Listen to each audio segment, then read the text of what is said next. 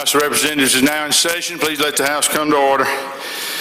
Please stand as we're led in prayer by a guest minister to be introduced by the gentleman from Itawamba. Remain standing there for the pledge. Thank you. I want you to help welcome the pastor of First Baptist Church, Manatachee. He's a man I look up to. He's a young pastor, and he's really doing a great job for us up there, but he's going to lead us in prayer, and I appreciate y'all listening. It is truly an honor to stand before you today, and I realize that so much is required of each of you as you legislate and you represent those within the counties that you are here to represent. And I know that there is a lot of weight on you and a lot of concern in your heart for the different situations that will come up throughout the day. But I also want to remind you that there is also a spiritual requirement that is placed on your heart and on your life today. The Word of God in the book of Micah, chapter number 6 and verse number 8, asks a question. It says, "What is good? And what does the Lord require of you?" The answer is given: to do justly, to love mercy, and to walk humbly with your God. And today it is my honor to stand before you and ask the Lord for His blessings and His help upon you as you conduct the business of this day. Let's bow in prayer. Heavenly Father, we thank you for this day, and we thank you for all of the blessings that you have provided for us. We thank you for the gift of salvation that is given to us through your Son Jesus, and for the presence of your Holy Spirit to guide us into all truth. As these representatives assemble themselves together to accomplish this day's task, Heavenly Father, I ask you that you will give them wisdom, that you will give them courage for these troubled times.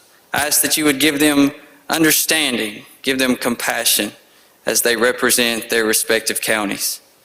And I ask also that you would help us all to remember that we are blessed beyond measure to call this state and this nation our earthly home. Help us all to promote freedom, to be responsible for our words and actions, and to remain dedicated to the biblical principles of life that are pleasing in your sight. Please bless these leaders, the leaders of all of our states, the United States of America. These things I ask in the name that is above every name, the name of the Lord Jesus Christ. Amen. Attention, salute, pledge. I pledge allegiance to the flag of the United States of America and to the republic for which it stands, one nation, under God, indivisible, with liberty and justice for all. Open the machine, Madam Clerk.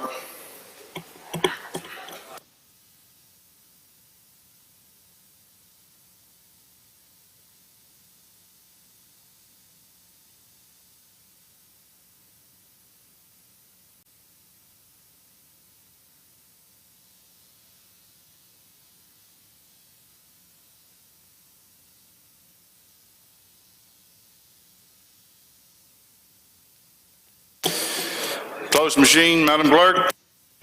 There's a quorum present, Mr. Speaker. Thank you, Mr. Clerk. We'll have the reading of the journal. Gentleman from Rankin moves we dispense with the reading of the journal. All in favor say aye. Opposed, nay. The ayes have it. Report of select committees. We have none, Mr. Speaker. Report of standing committees. We have reports on the calendar, Mr. Speaker. Introduction to bills and constitutional amendments. Gentleman from Marion, Mr. Morgan. Thank you, Mr. Speaker. I ask unanimous consent to dispense with the reading of the introduction. Is there objection? Hearing none, we will do that. Resolution, petitions, memorials, and other papers. We have none, Mr. Speaker. Thank you, Mr. Clerk. At this time, we'll have the introduction of guests and visitors. Gentleman from Knoxville, Mr. Mickey.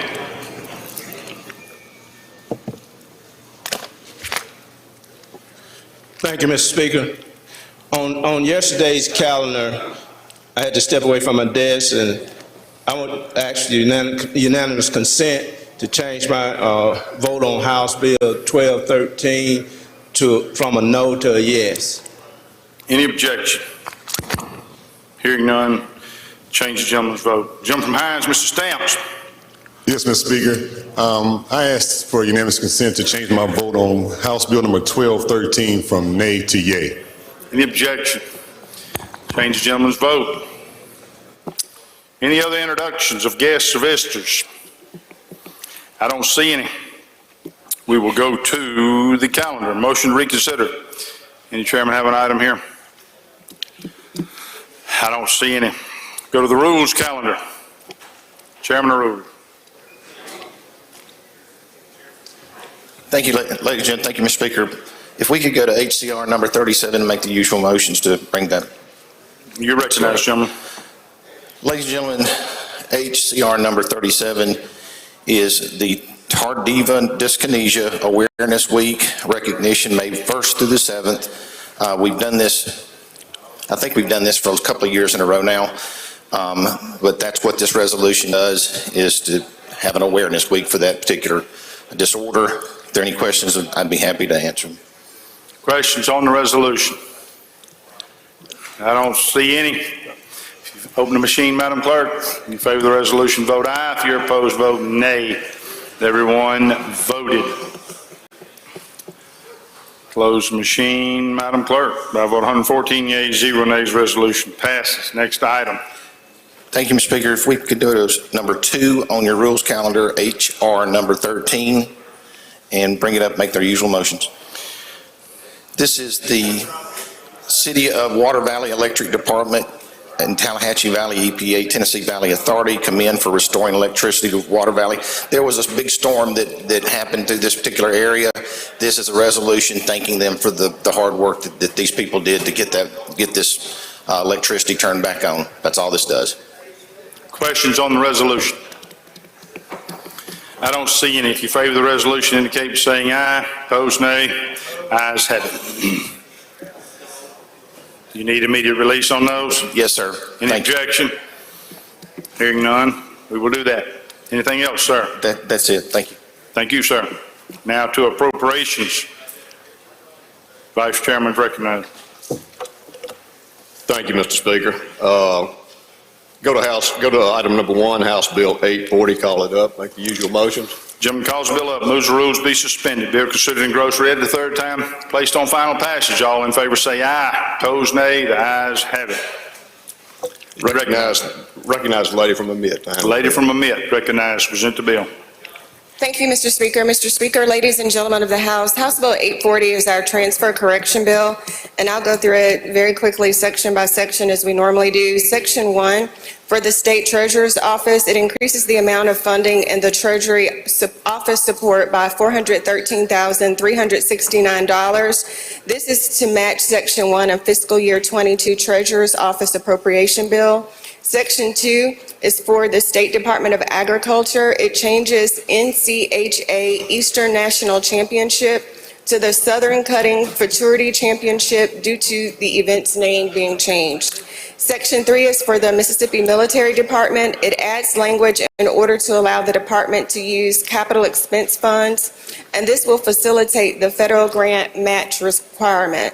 Section 4 is for the Gulf Coast Restoration Fund. It's a technical correction in which the words Research and Technology Corporation were added in order for the Mississippi State University Research and Technology Corporation to receive funding to design and build the Mississippi Cyber Center. Section 5 is just a few clarifications that were needed in the capital expense fund section appropriated in the Department of Finance and Administration's appropriation bill. And I'll go through the corrections. Line 222, the City of Hattiesburg was changed to the Office of District Attorney in the 12th Circuit Court District. Line 245, the City of Shannon was changed to Lee County 4th District Community Development Group, which is a nonprofit corporation. Line 282, by deposit into the Ross Barnett Reservoir Dredging Fund was added for, along with $200,000 capital expense funds that was appropriated to the same dredging fund on line 410. Lines 378 and paying costs associated with repair, upgrades, and improvements was changed for the reimbursement of the procurement and installation of a generator in fiscal years 221 and 222. Line 400, the VFW Post 3806 was added. Line 403, the town of Ashland was replaced with the Board of Supervisors of Benton County for clarification. Line 456, the town of Edwards, Mississippi was added for clarification. Line 468, Edwards was replaced with West Hines for clarification.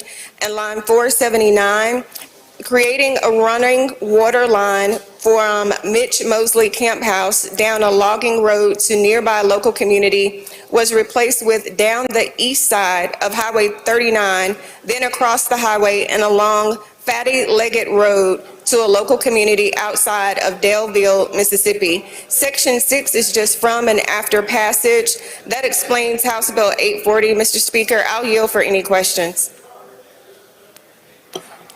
Any questions? I don't see any. Open the machine, Madam Clerk. Question occurs on House Bill 840. In favor of the bill, vote aye. If you're opposed, vote nay. Has everyone voted? Has everyone voted? Close the machine, Madam Clerk. By vote 114 yeas and 4 nays, the bill passes. Next item.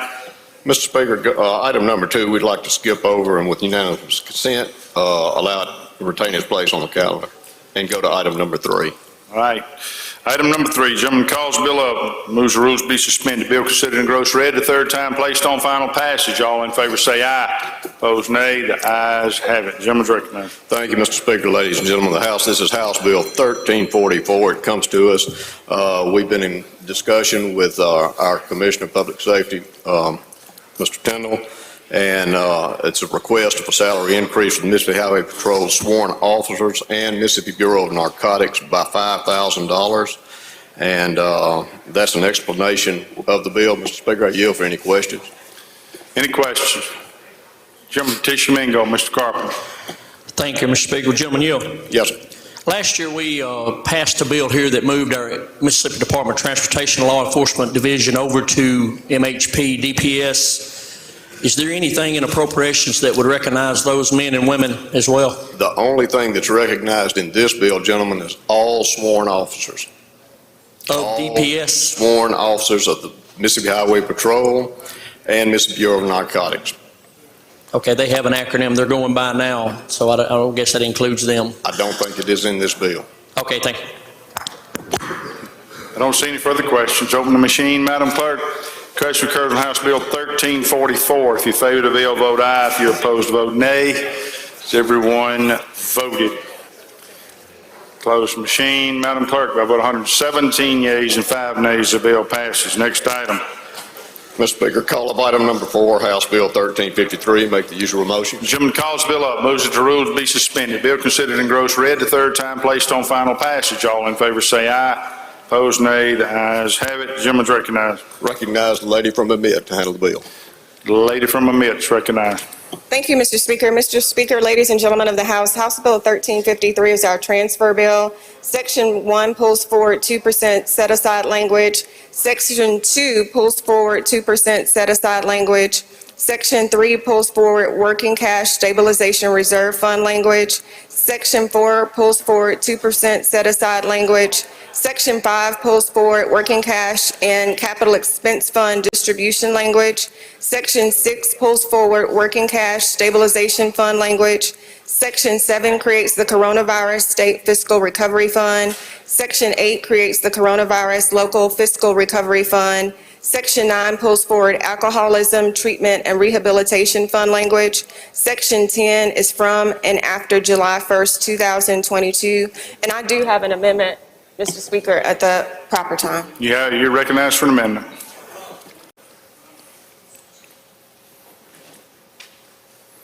Mr. Speaker, this amendment, and ladies and gentlemen of the House, adds transfer of $623 from the Secretary of State to the general fund, and it also adds general fund transfer language. And we usually have this language in the bill, and as we progress through the legislative process and get to conference, this amount will probably increase, but this is just standard language that we usually have that was omitted to the bill that we're adding. And that's an explanation of the amendment. Questions on the amendment? I don't see any. If you favor the amendment, indicate by saying aye. Opposed, nay. Ayes have it. Amendment passes. Anything further on the bill? No, Mr. Speaker, that's an explanation of the bill. Questions on the bill? I don't see any. Open the machine, Madam Clerk. Question occurs on House Bill 1353. If you favor the bill, vote aye. If you're opposed, vote nay. Has everyone voted? Close the machine, Madam Clerk. By a vote of 113 yeas and 4 nays, the bill passes. Gentleman from Jackson, Mr. Busby, what purpose do you seek recognition? Introduction out of order, Mr. Speaker. Yes, sir. Ladies and gentlemen of the House, please welcome a good friend of mine, Mr. Stephen Burrow, there in the South Gallery.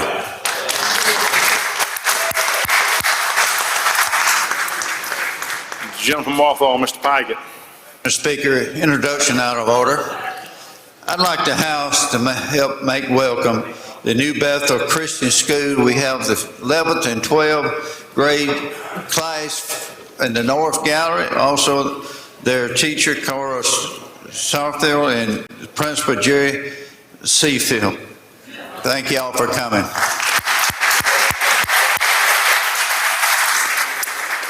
Lady from Hines, Ms. Yates.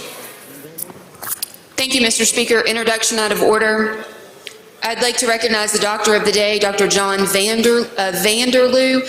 Dr. Vanderloo is the Medical Director of Alliant Health Solutions and the owner of Vanderloo Family Medicine. Please help me welcome Dr. Vanderloo.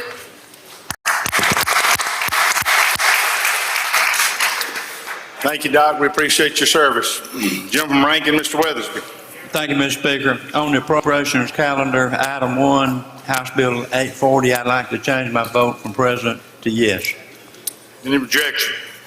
Change the gentleman's vote. All right, next item. Thank you, Mr. Speaker. Item number 5, House Bill 1422. I call it up and make the usual motions. Gentleman calls the bill up, moves that the rules be suspended, bill considered and gross read a third time, placed on final passage. All in favor say aye. Opposed, nay. The ayes have it. Gentleman's recognized. Thank you, Mr. Speaker. Ladies and gentlemen of the House, this particular bill, everyone will recall in 2021 session last year, all state employees were given a 3% salary increase. However, the salary was set, the Highway Patrol salary was set in statute and was unable to receive this 3%. This bill changes the statute to allow them to receive the 3% pay increase they were supposed to have gotten last year that went into effect July 1st. And this is actually retroactive. It goes back from July the 1st forward when they were scheduled to receive this. And that's an explanation of the bill. It allows to give them that 3% pay increase and changes the language to make them eligible to receive it. I yield for questions.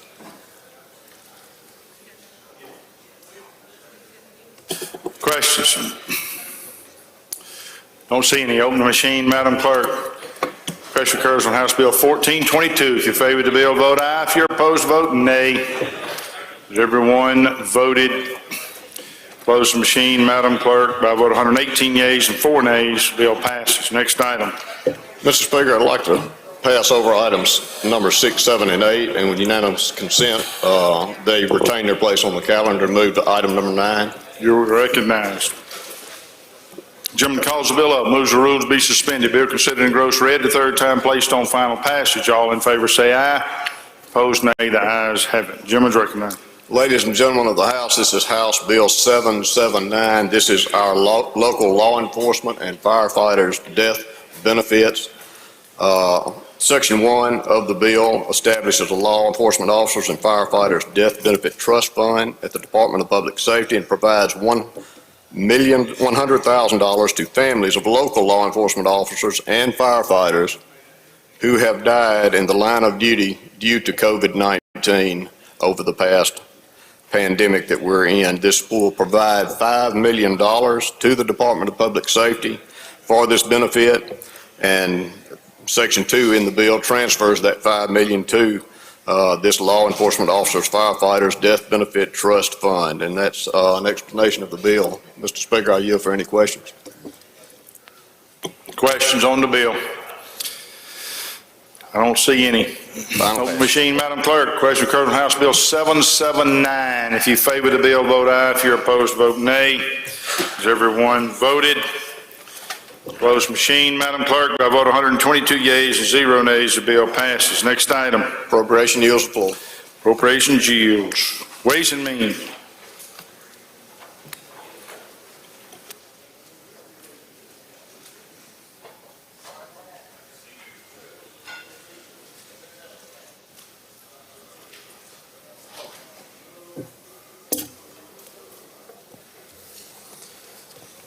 Speaker, I'd ask that we go to item 1, House Bill 1001, call it up and make the usual motion. Chairman calls the bill up, moves that the rules be suspended. Bill considered and grows read a third time, placed on final passage. All in favor say aye. Opposed, nay. The ayes have it. Gentleman recommended. Please recognize the gentleman from Jackson to handle the bill. Gentleman from Jackson is recognized.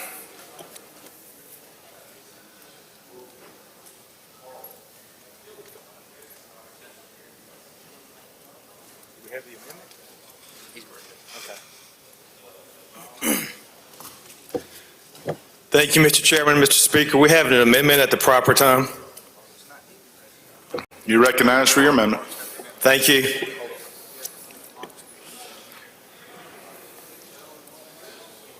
Mr. Speaker, council has got an amendment that members have worked on, but council's not sure where council is, so we could skip that one for a minute and move on. We own the bill now, aren't we? We're going to have to lay it on the table subject to call, or we're going to have to wait for the amendment. Motion is to lay it on the table subject to call. Motion is laid on the table subject to call. All in favor say aye. Opposed, nay. The ayes have it. Next item. The next item will be item 3, House Bill 833. We call that bill up and make the usual motion. Gentleman calls the bill up, moves the rules to be suspended. Bill considered and gross read the third time, placed on final passage. All in favor say aye. Opposed, nay. The ayes have it. Gentleman's recommended.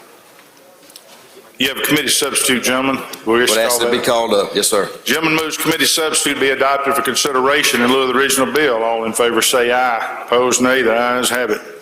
And would ask that the gentleman from Wayne be recognized to handle the bill. Gentleman from Wayne is recognized.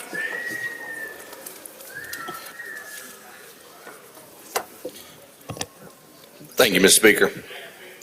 House Bill 833 just aims to protect our current automobile franchise law. It does so by closing a loophole that would allow manufacturers to form subcorporations that contract with themselves to get around current law. The current franchise law has been in place since the 70s, and we're just trying to keep that, keep everybody that has been playing by those rules happy. There was an amendment offered to ease some of the heartburn about this bill that would allow anybody whose business model is a direct sale to have a special dealer license. I'll be glad to answer any questions.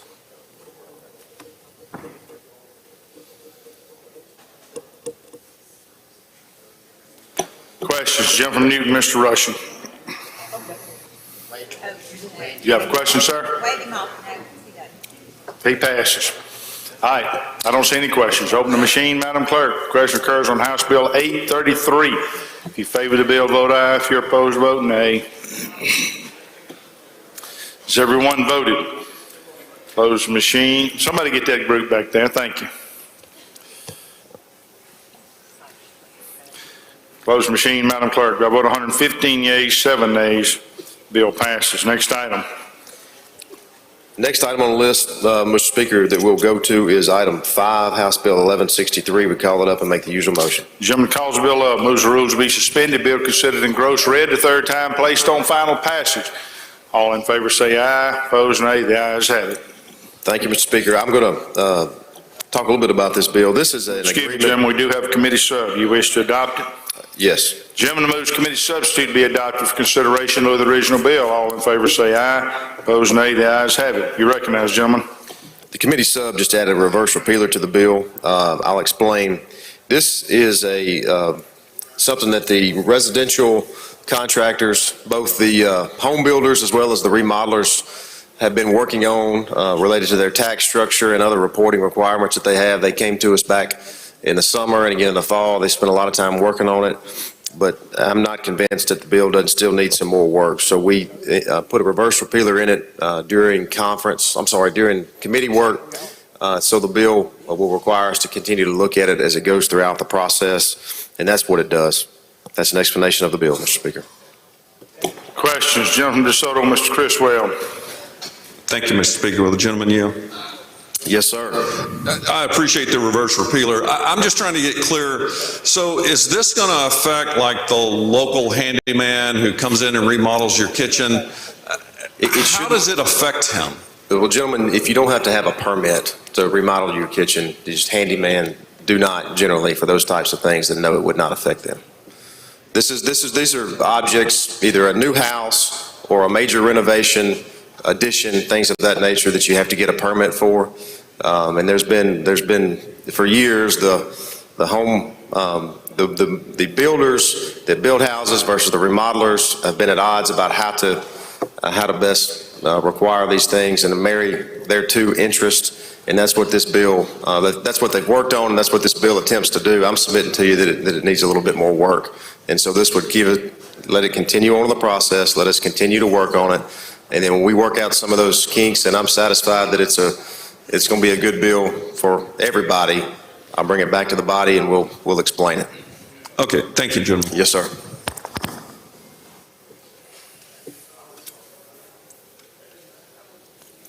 Questions, Gentleman Mark Tibble, Mr. Taylor. Thank you, Mr. Speaker. Gentlemen, will you yield? Yes, sir. Friendly question. Sure. Is there a financial threshold to this to require the permit? No, not currently. No, not that I'm aware of. So if I'm doing $15,000 worth of remodeling, the permit part doesn't kick in then or something like that? The permit part is really based on local law. Whether your city or your county, your code enforcement, building enforcement, they require that person to get a permit for the type of work that they're doing. Okay. Thank you, gentlemen. Thank you.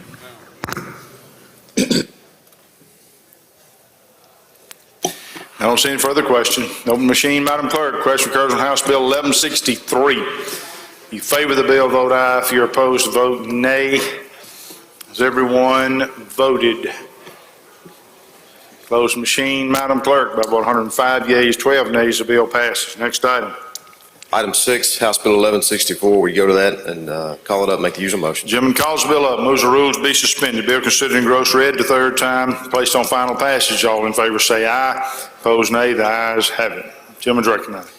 This bill, there is an amendment to the bill to add a reverse repealer, Mr. Speaker.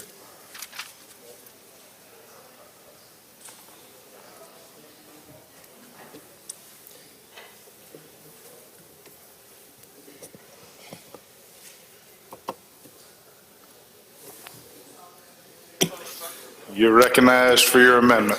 Again, the amendment is just a reverse repealer in the bill. Questions on the amendment? I don't see any. If you favor the amendment, indicate by saying aye. Opposed, nay. The ayes have it. Anything further on the bill? Yeah, let me explain this bill. This is dealing with an MDA program that would allow or implement a federal state small business initiative. This is something that we need more information. It's got the potential to be a good thing. We have been told that there is a sum of federal money that will be allowed for the states through MDA to participate and assist small businesses in the state, but we don't know for sure exactly what that's going to look like. So this, with a reverse repealer in it, would allow this program and this bill to continue, allow us to continue to wait on the additional data and information that we need. Requested a meeting with MDA on this, but we need to move the bill along in the process in the event that we don't want to foreclose the opportunity to turn down federal money that would help our small businesses in the state. So that is an explanation of the bill. Questions? I don't see any. Open the machine, Madam Clerk. Question occurs on House Bill 1164. If you favor the bill, vote aye. If you're opposed, vote nay. Has everyone voted? Closed machine, Madam Clerk. By vote 115 yeas and 6 nays, the bill passes. Mr. Speaker, if we could go to the laid on the table subject to call calendar to retrieve the previous bill. House Bill 1001. Motion is to bring the bill off the table. All in favor say aye. Opposed nay. The ayes have it. That bill is back before the House, gentlemen. I would recognize the gentleman from Jackson to handle that bill now. Gentleman from Jackson. Thank you, Mr. Speaker. Mr. Chairman, Mr. Speaker, I have an amendment at the proper time. You're right. Thank you, Mr. Speaker. Ladies and gentlemen of the House, the amendment is pretty much its clarifying language is pretty much the bill itself. Presently, we have a population threshold in cities, I think it's 2,500, to allow them to have a petition or a ballot initiative to, if they're in a dry county, to vote on both alcohol and beer. This amendment is clarifying language, limiting the deletion of that population threshold just for beer and just for cities. That's what it does. Questions? I don't see any. Open the machine, Madam Clerk. Question? Oh, I'm sorry, it was an amendment. If you favor the amendment, indicate by saying aye. Opposed, nay. Ayes have it. Anything further on the bill? Questions on the bill? I don't see any. Open the machine, Madam Clerk. Question occurs on House Bill 1001. If you favor the bill, vote aye. If you're opposed, vote nay. Has everyone voted?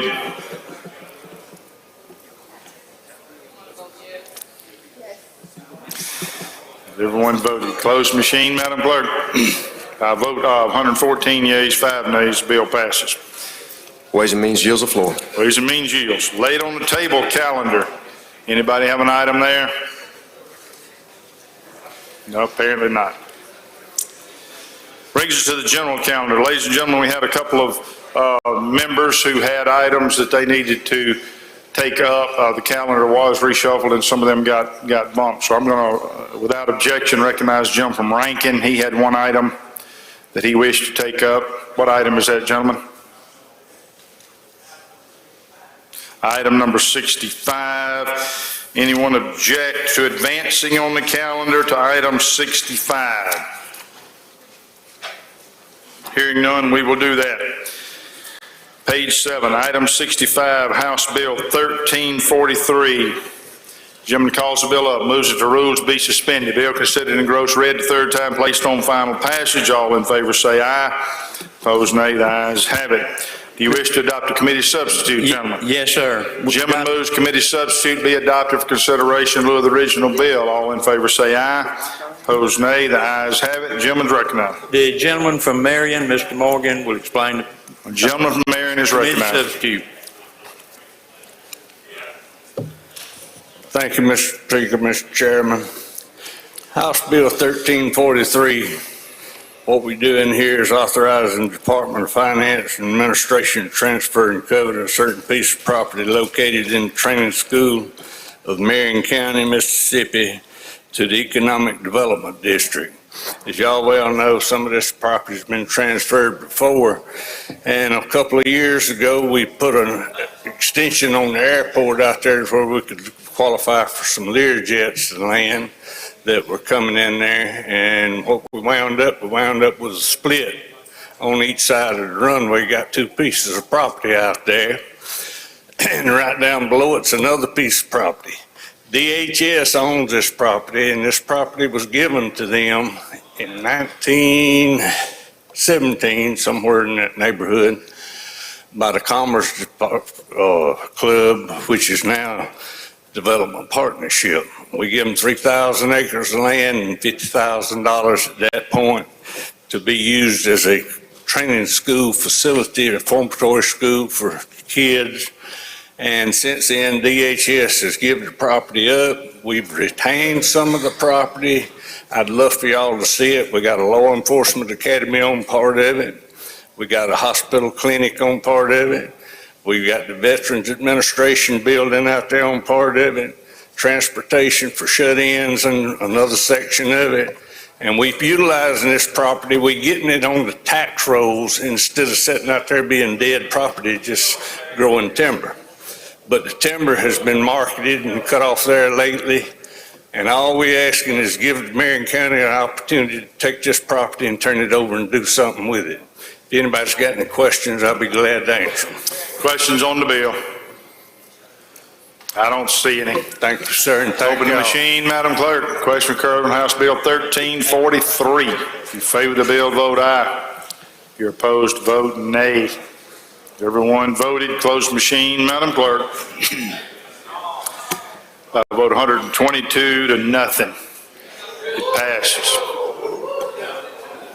Strong vote, strong vote. All right, gentleman from Rankin, Mr. Yancey, had an item that he wanted to take up. He passes. All right. We will go back to the general calendar. Item 1, transportation.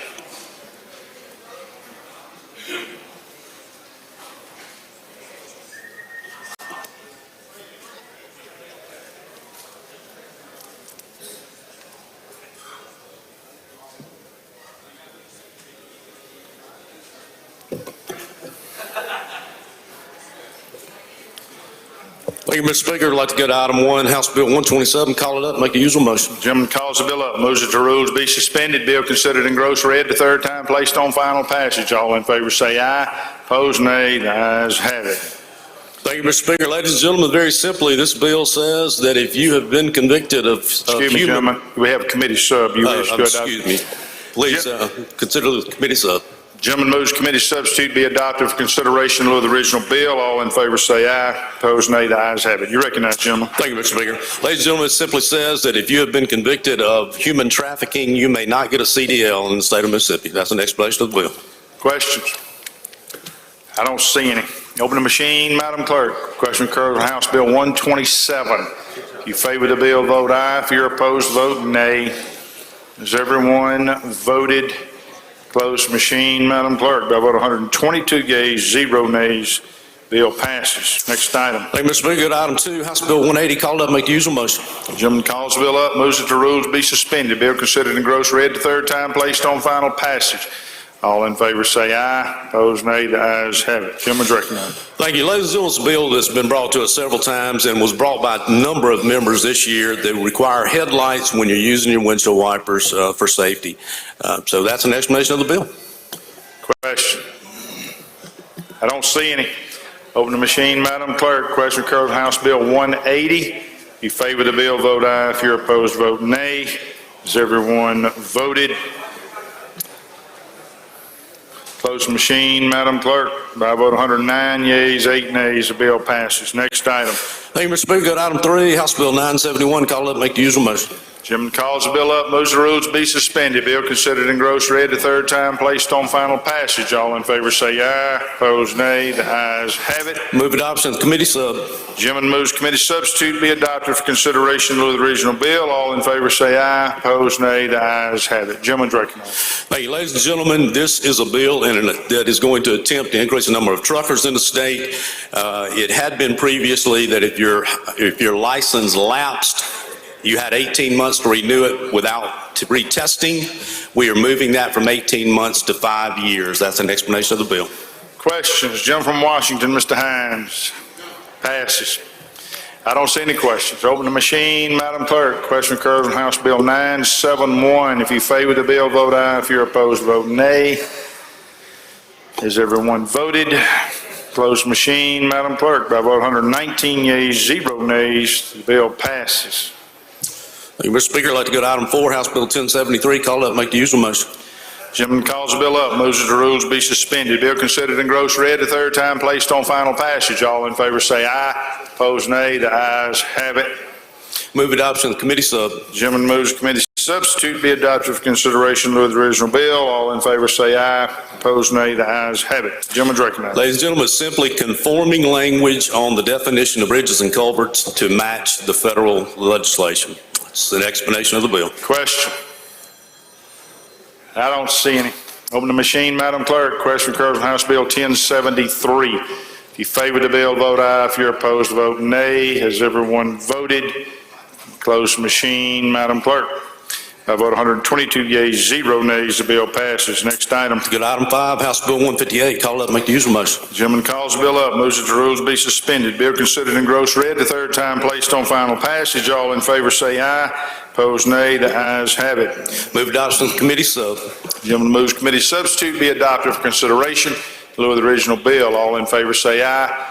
Opposed, nay. The ayes have it. Gentleman's recognized. Ladies and gentlemen, this bill increases the dimensions and the weights of off-road vehicles slightly. It increases by 10 inches and 1,500 pounds, primarily for these new off-road vehicles that are electric driven. That's an explanation of the bill. Questions? I don't see any. Open the machine, Madam Clerk. Question occurs on House Bill 158. If you favor the bill, vote aye. If you're opposed, vote nay. Has everyone voted? Everyone voted. Close the machine, Madam Clerk. By a vote of 119 yeas, 0 nays, the bill passes. You got item 6, House Bill 192, call it up, make the usual motion. Gentleman calls the bill up, moves that the rules be suspended. Bill considered in gross read the third time, placed on final passage. All in favor say aye. Opposed, nay. The ayes have it. Gentleman, this revises the amount of disability to 75% for our veterans, and I believe we have an amendment. Have an amendment? Here comes the gentleman from Newton with an amendment.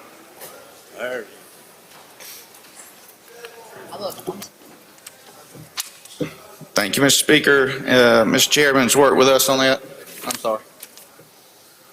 Simple amendment, it just amends the bill to be effective upon passage.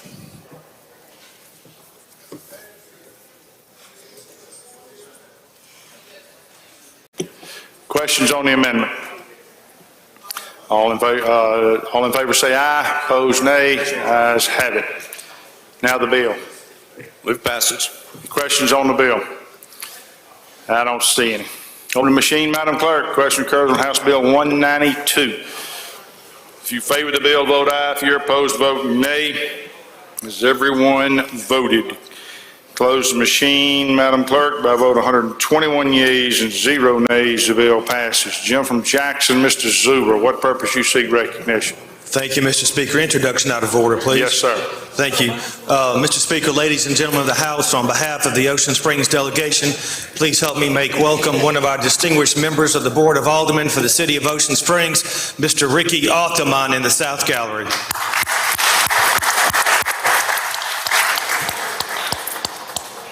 Next item. Thank you, Mr. Speaker. I'd like to go to item 7, House Bill 567. Call up, make the usual motion. Gentleman calls the bill up, moves the rules be suspended. Bill considered in gross read the third time, placed on final passage. All in favor say aye. Opposed, nay. The ayes have it. Move adoption of the committee sub. Gentleman moves committee substitute be adopted for consideration of the original bill. All in favor say aye. Opposed, nay. The ayes have it. Gentleman recognized. Ladies and gentlemen, as most of you know, we have a 2,000 person threshold for population of cities, municipalities that can use radar. As cities in this past census, we had at least 10 cities that dropped just below that threshold. What this bill would do would allow municipalities to run radar if their population was over 2,000 and it's dropped below that in a census. They had the opportunity to run it before until they reached 1,500. Then they would no longer be allowed to run radar. That's an explanation of the bill. Questions? Jim from Washington, Mr. Hines. Thank you, Mr. Speaker. Motion? Your motion? Yes, sir. What's your motion? To lay this bill on the table. Motion is to lay it on the table. Those opposed have 5 minutes. Oh, excuse me. Motion is to lay it on the table. I'm sorry. Motion is to lay it on the table. All in favor say aye. Aye. Opposed, no. No. Noes have it. Motion fails. Move passage. Questions? I don't see any. Open the machine, Madam Clerk. Question occurs on House Bill 567. If you favor the bill, vote aye. If you're opposed, vote nay. Has everyone voted? Has everyone voted? Close machine, Madam Clerk. By a vote of 83 yeas, 31 nays, the bill passes. Next item. Thank you, Mr. Speaker. I'd like to skip item 8, go to item 9, House Bill 1485. Call up, make the usual motion. Gentleman calls the bill up, moves the rules be suspended. Bill considered in gross read the third time, placed on final passage. All in favor say aye. Opposed, nay. The ayes have it. Gentleman's recognized. Simply extends the repealer on the harvest permit program. It's an explanation of the bill. Questions? I don't see any. Open the machine, Madam Clerk. Question occurs on House Bill 1485. If you favor the bill, vote aye. If you're opposed, vote nay. Has everyone voted? Close the machine, Madam Clerk. By vote 121 yeas and 1 nay, the bill passes. Next item. Thank you, Mr. Speaker. Go to item 10, House Bill 1486. Call up, make the usual motion. Gentleman calls the bill up, moves the rules be suspended. Bill considered in gross read the third time, placed on final passage. All in favor say aye. Opposed, nay. The ayes have it. Thank you, Mr. Speaker. What this bill does is allows the DPS commissioner to waive certain examinations for retired military personnel who received training on CDLs in the military. And that's an explanation of the bill. Question? I don't see any. Open the machine, Madam Clerk. Question occurs on House Bill 1486. You favor the bill, vote aye. If you're opposed, vote nay. Has everyone voted? Close the machine, Madam Clerk. By vote 122 yeas, 0 nays, the bill passes. Next item. Mr. Speaker, we do have some conflicting federal language on that last bill. I'd like to hold on motion, please. Number 11.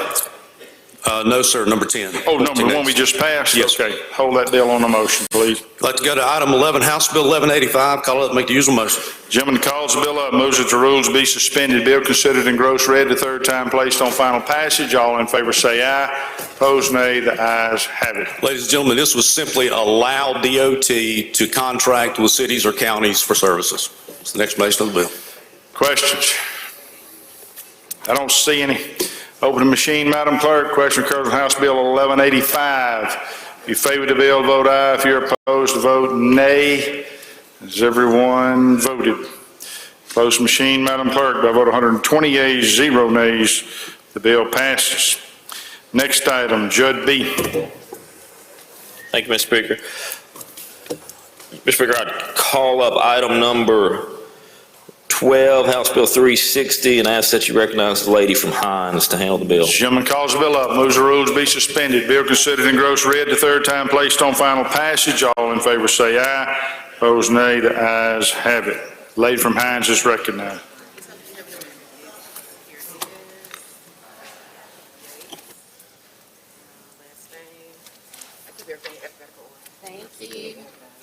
Thank you, Mr. Speaker. House Bill 360 allows the Office of the State Public Defender to provide representation in any criminal or youth court matter in which there's a constitutional right to counsel. It also changes the office from a special fund to a general fund.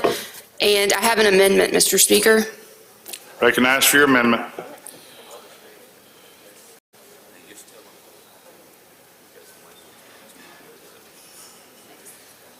The amendment simply adds a reverse repealer. Some youth court judges have reached out and would like to add some additional language to the bill. That's an explanation of the bill and the amendment. Questions on the amendment? I don't see any. If you favor the amendment, indicate by saying aye. Opposed, nay. The ayes have it. Anything further on the bill? No, Mr. Speaker. Questions on the bill? Gentleman from DeSoto, Mr. Criswell. Thank you, Mr. Speaker. Will the lady yield? Sure. Could you go to line, I'm looking at 104. Let me find this section, section 2.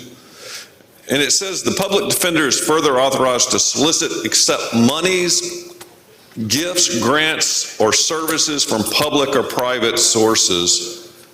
Can you explain that to me? Sure. Right now, they're a special fund, and this would move them to a general fund account, and that would allow them to accept funds and received funds to fund their operations. This would be in line with other agencies that are allowed to do the same thing in order to fund their operations. So other state agencies are allowed, I mean, the public defender is allowed to accept gifts from a private source. I mean, Not the public defender himself. This would go into the general fund and be used to fund the agency. Or prosecutors, nonprofits would be able to participate. These wouldn't be personal gifts to anyone, no. So there's no way this can be used or construed to be, I mean, Prosecutors are already doing this as well, under existing law. and that's a good thing? It hasn't been problematic, no. Okay, thank you. Would you rather additional tax dollars be used instead? Well, I would rather us pay for something and not have a gift given to somebody that's outside of their normal pay. So yes, we need them to accept the money from the people to do their job, not from somebody trying to sway them to do something else. That's not what's happening, sir. Okay, thank you.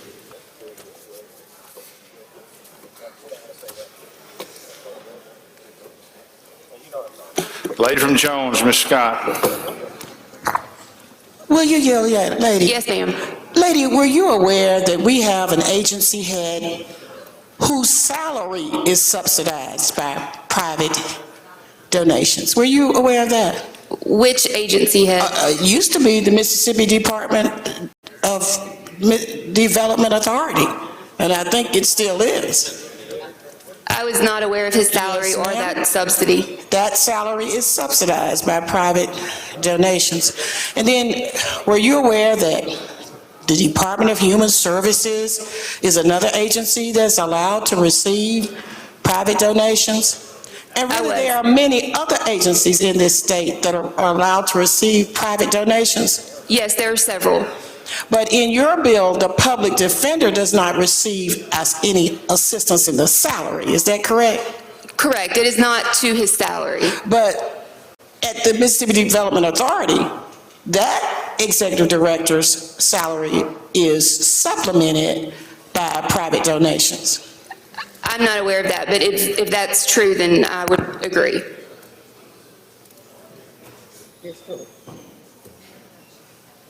Jump from apprentice, Mr. Arnold. Thank you, Mr. Speaker. Gentlelady Yield, Sure. does this legislation create any other state pen or position for the public defender's office? No. Does it create additional pins? It does not. Okay, thank you. Lady from Lincoln, Ms. Curry. Thank you. Will the gentlelady yield? Sure. For those of us who are non-lawyers and have no clue what you're talking about, could you give me an example of a gift? Sure. So think of fundraising or other events like that where money could be raised to be put into the fund to fund the Office of the State Public Defender so that public defenders could be used in the state to do their jobs. So grant money, for instance, would be another example. Thank you. Jump from Hines, Mr. Brown. Would the lady yield, please? Yes, sir. How is the Public Defender's Office funded presently? Is it not through the counties that the various public defenders operate in? No, this is the State Public Defender. State Public Defender? Yes. Thank you. Jump from Forest, Mr. Watson. Thank you, Mr. Speaker. If the gentlelady would yield. Yes, sir. I was here when that office was first created, and my understanding is that's been the law ever since we've had a public defender, and that it puts the public defender's office in a position where it can receive grants, donations, and everything, just as many agencies in Mississippi are in the same position. I think that was probably always the intended purpose. This simply clarifies that so that it is clear that it is allowable for this particular agency to do the same as other state agencies. Thank you, ma'am.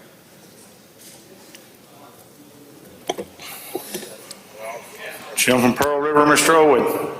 Passes. I don't see any further questions. Open the machine, Madam Clerk. Question occurs on House Bill 360. If you favor the bill, vote aye. If you're opposed, vote nay. Has everyone voted? Close the machine, Madam Clerk. By a vote of 109 yeas, 10 nays, the bill passes. Jump from Tate, Mr. Lamar. What purpose you seek recognition? I would like to hold a bill on a motion, Mr. Speaker, please. Which one is that, sir? Ways and Means Calendar, item 3, HB 833. 833. Hold it on a motion, please, ma'am. All right, next item. Thank you, Mr. Speaker. I'd like to call up item number 13, House Bill 370, and ask you to recognize the gentleman from Rankin, really for this bill and for the next one. Gentleman calls bill up, moves the rules be suspended. Bill considered and grows read the third time, placed on final passage. All in favor say aye. Opposed, nay. The ayes have it. The gentleman from Rankin is recognized. Thank you, Mr. Speaker. Thank you, Mr. Chairman. House Bill 370 is fixing something that we fixed it in two other code sections before. And what happens is when somebody's put into an intervention program, this will discharge the bond so that when we're held on a bond after a person's been given a sentence, we can't do anything with them, and this is just clearing the bond off. That's my explanation. Not a good one. Questions? I don't see any. Open the machine, Madam Clerk. Question occurs on House Bill 370. If you favor the bill, vote aye. If you're opposed, vote nay. Has everyone voted? Close the machine, Madam Clerk. By a vote of 120 yeas and 1 nay, the bill passes. Next item. Mr. Speaker, item number 14, House Bill 1021. Gentleman calls the bill up, moves that the rules be suspended. Bill considered engrossed read the third time, placed on final passage. All in favor say aye. Opposed, nay. The ayes have it. Gentleman's recognized. There's a committee sub. Okay, you're recognized. There is a committee sub, but just an amendment. It's just an amendment. It's an amendment, I'm sorry. You're recognized for your amendment. All the amendment does is put a repealer in it. We need to keep working on some language on this bill. That's the amendment. Questions? I don't see any. If you favor the amendment, indicate by saying aye. Opposed, nay. The ayes have it. Anything further on the bill?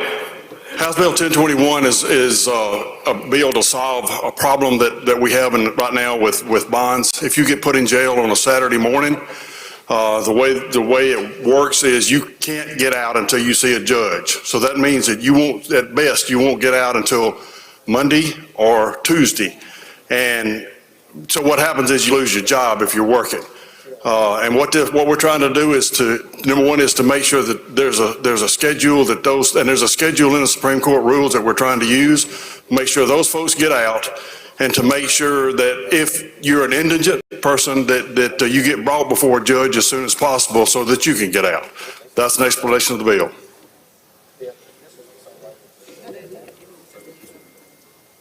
Questions? Lady from Pearl River, Ms. Wilkes. Thank you. Gentlemen, will you yield? Yes, ma'am. So does this apply to everyone or those that are indigent? Just those that are in jail. To anyone in jail? Anyone in jail. No words. So there's Because the title says for the indigent. So is this? I mean, I guess you look at the first part of it and it's for indigent, but it's for. So everyone has the same right across the board for bail? Yes. Thank you, gentlemen. Lady from Hines, Ms. Summers. Thank you, Mr. Speaker. Will the gentleman yield? Yes, ma'am.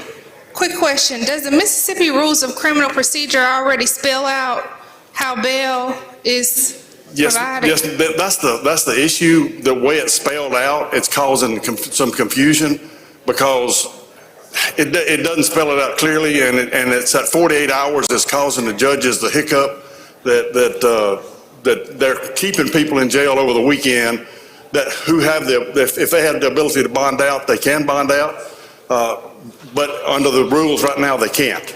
So that's the problem. Under the rules right now, they cannot bail out? Right. Okay, thank you, gentlemen.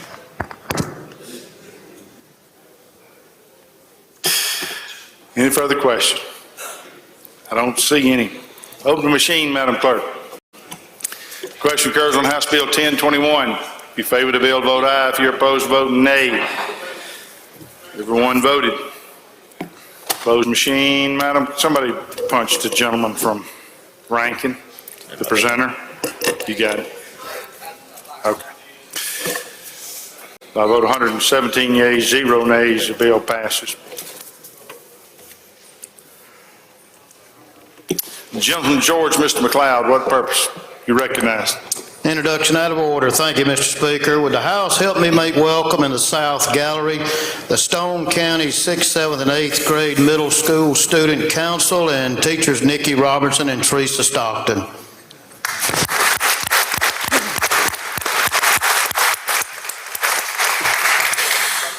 Next item.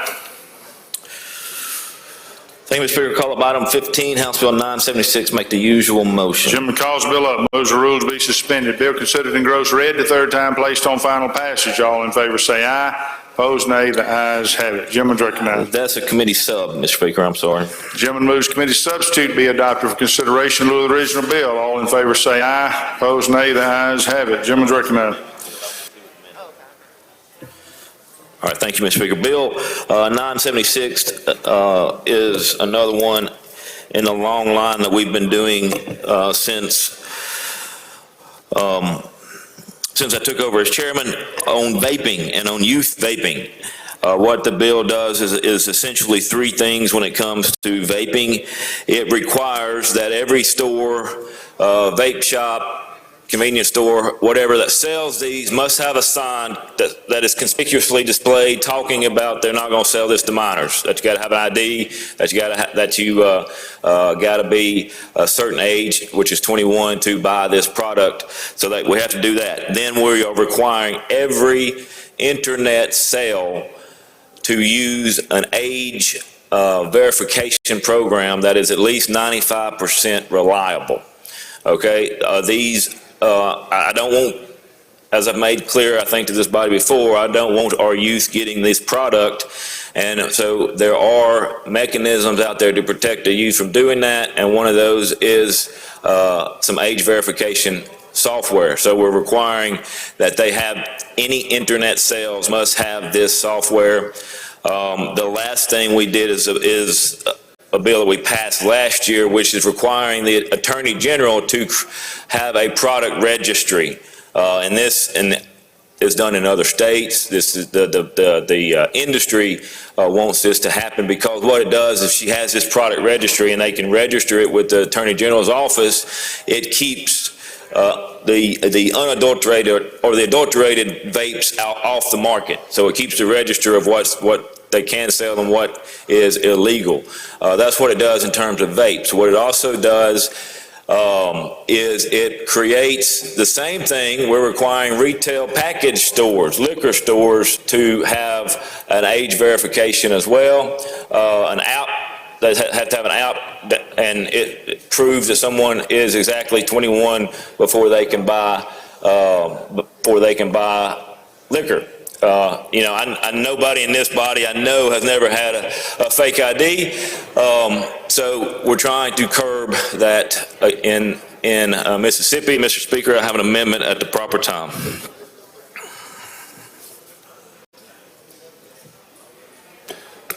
Questions? Gentleman from Jackson, Mr. Barton. Oh, you have an amendment? You're recognized.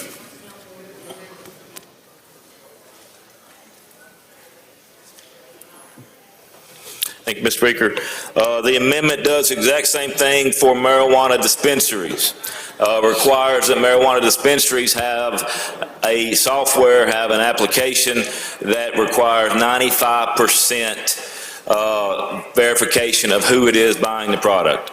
There have been some issues in Colorado and other places where people have multiple IDs and they go in and they get more than they're supposed to get. So we're just including dispensaries along with this. That's an explanation of the amendment. Questions on the amendment? I don't see any. If you favor the amendment, indicate by saying aye. Opposed, nay. Ayes have it. Anything further on the bill? No. Questions on the bill? Gentleman from Jackson, Mr. Zuber. Thank you, Mr. Speaker. Will the distinguished chairman yield? Yes, sir.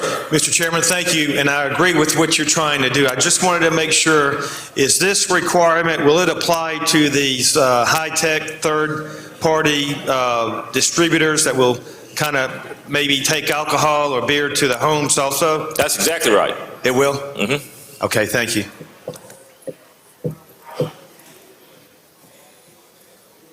Gentleman from DeSoto, Mr. Criswell. Thank you, Mr. Speaker. Will the gentleman yield? Yes, sir. Yes, sir.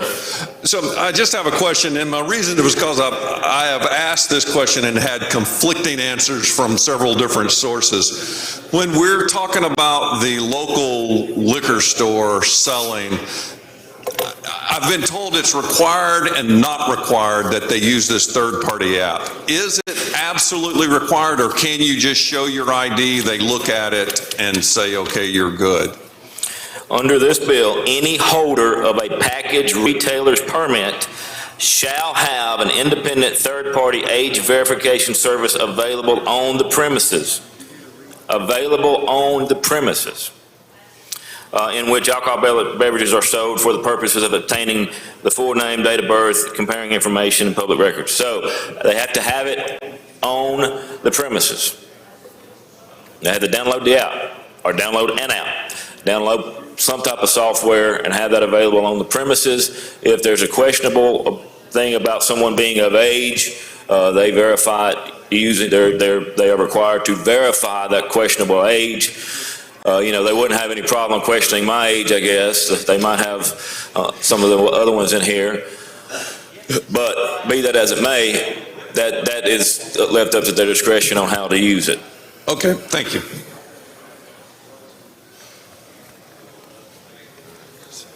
Gentleman from Jackson, Mr. Barton. Thank you, Mr. Speaker. Would the gentleman yield? Yes, sir. I want to just make sure I understand something here. I know we have, I'm going to call them mom and pop businesses all over the state, certainly in my district, and the people that I represent that are in a wide range of these kinds of small businesses. Do we have any idea what the cost of this is? The cost is nothing to do it. Every time that someone would come in and verify, let's say that the liquor store, in his hypothesis, the liquor store is going to verify somebody's age, ID.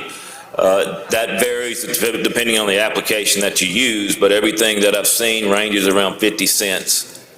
So when they actually use it, it costs them 50 cents? That's right. So I guess that's not too bad. I know a lot of the places there where I'm at, there'll be a sign that says, if you look under 40 years old, we're going to card you, or something to that effect, So they don't card everybody, but they do card some. I guess my only concern is are we adding extra cost and burden to these especially these small businesses that are, a lot of times their margins are pretty tight anyway. I understand that, and I appreciate that. But first off, I think any of that cost could be passed on. But for me, gentlemen, the burden, whatever burden we are putting on them is slight in comparison to getting this stuff in the hands of our youth.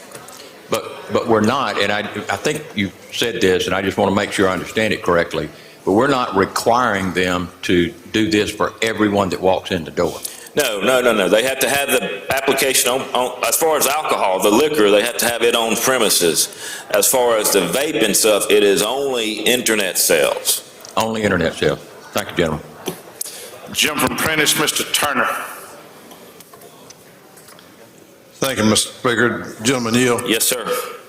Gentlemen, I appreciate you bringing this forward. This is a precaution I think is good for what we have. I want to ask you one question. If this marijuana had been a constitutional amendment, we wouldn't have been able to take this precaution, could we? That's right. Yes, Thank you, sir. I don't see any further questions. Open the machine, Madam Clerk. Question occurs on House Bill 976. If you favor the bill, vote aye. If you're opposed, vote nay. Has everyone voted? Yes. Close the machine, Madam Clerk. By vote 100 yeas, 15 nays, the bill passes. Next item.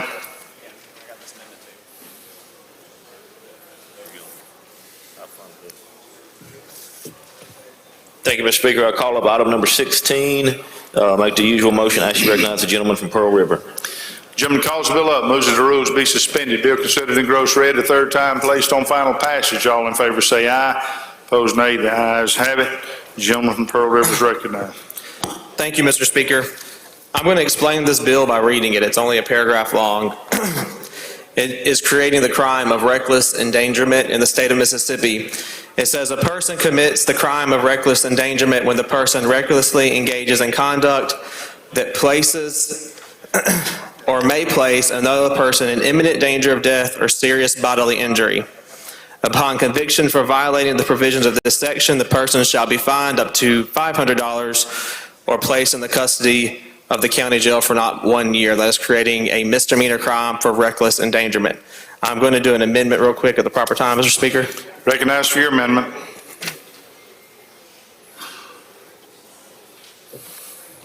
May I proceed explaining the amendment? You recognize for your amendment. This amendment strikes the language for clarity and to avoid this crime being used too overbroad.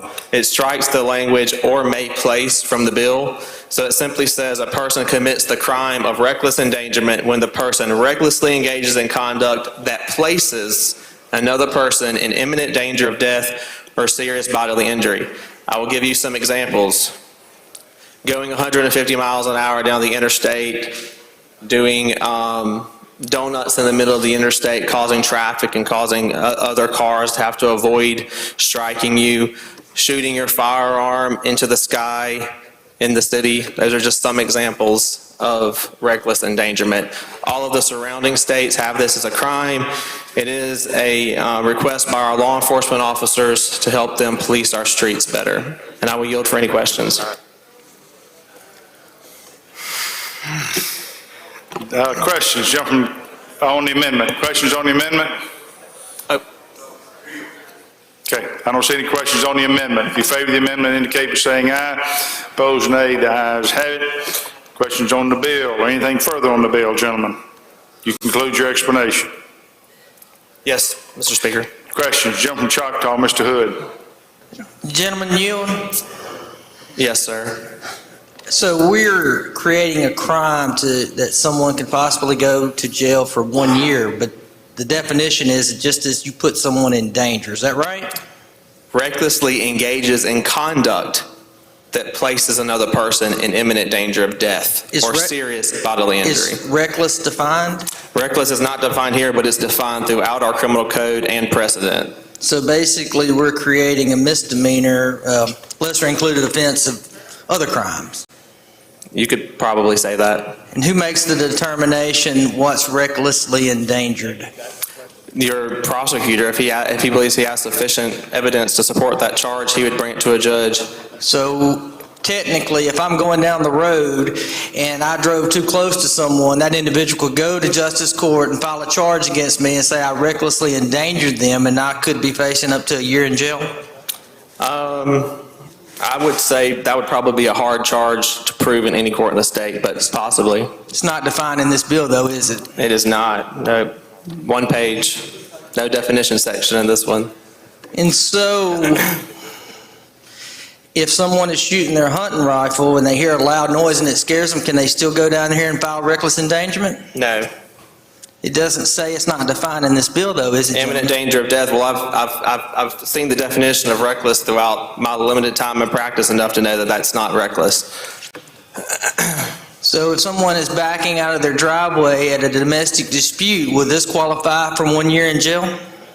Backing out of their driveway? Well, the person is trying to leave the scene of the heated argument. They get in their car and they back up, and she says, or he says, that they got close to me. Are we now creating a crime for 1 year in jail?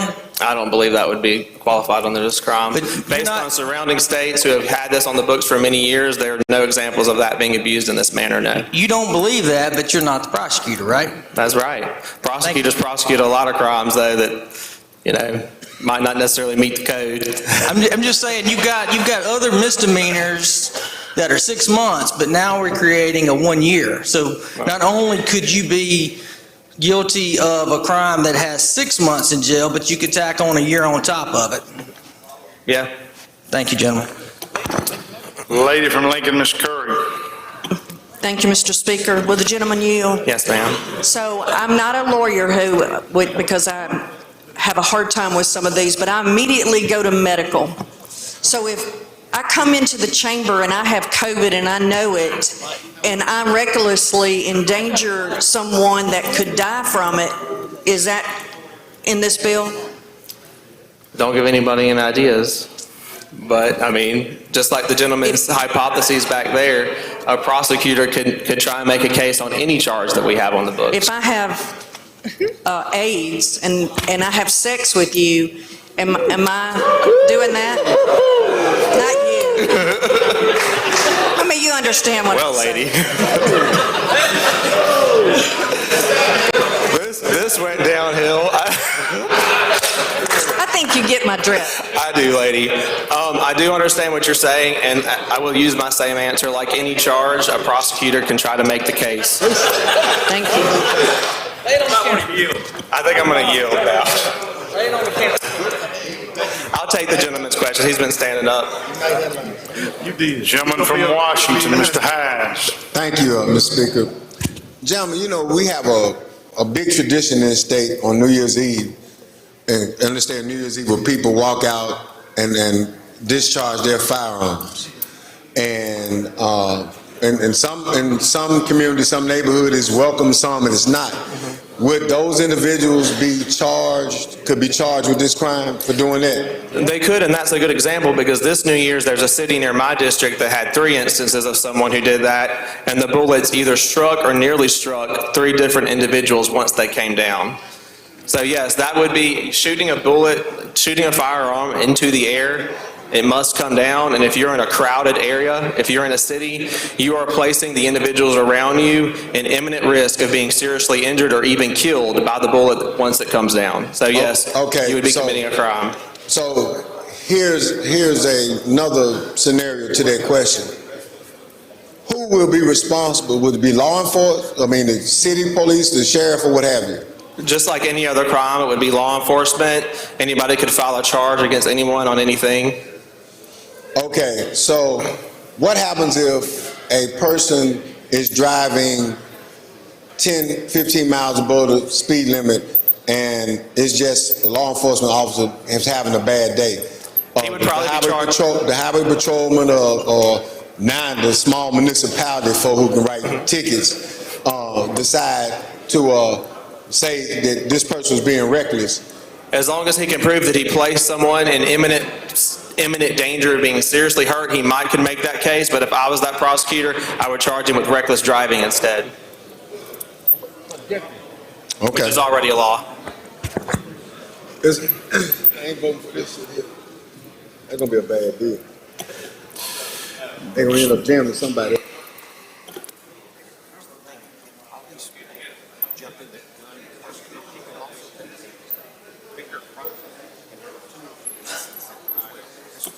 Gentleman from Montgomery, Mr. Oliver. Thank you, Mr. Speaker. Gentleman, you yield. Yes, sir.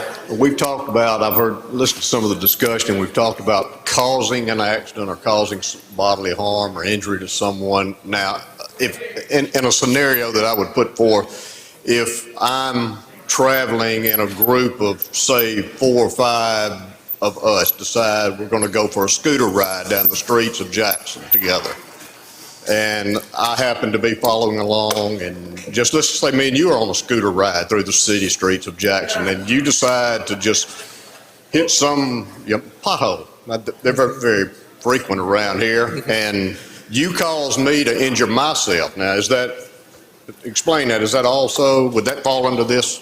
I would hope that person's face being smashed into the concrete would be sufficient punishment to avoid prosecution, gentlemen.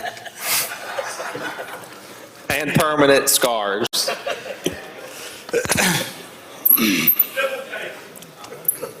Gentleman Forrest, Mr. Watson. Thank you, Mr. Speaker. Would the gentleman yield? Of course, gentlemen. Yeah, could you bring to this body a specific factual situation that law enforcement has provided to the committee that necessitates the passage of this legislation? Yes, sir. Hold on just a second. Yeah, I have 2 examples. One of them we've already talked about, firing the gun into the air in a crowded area. The other one would be doing the donuts in the middle of the interstate during traffic. That would be posing injury to the other people in the vehicle and in the area. Yes, sir. So you're saying that first factual situation, right now there is no code section in Mississippi law to address it? I'm not 100% sure, but I know most cities are only able to prosecute it under their municipal ordinances about discharging a firearm within the city limits. Okay. Now, the second factual situation, you're saying there is nothing in Mississippi statutory law to say that conduct is illegal? I'm sure there is a crime that would I'm sure there's a crime they could be charged with somewhere on the books. Have to think about it. Yeah, there might be several crimes. Might be several crimes, yes, sir. Okay, so.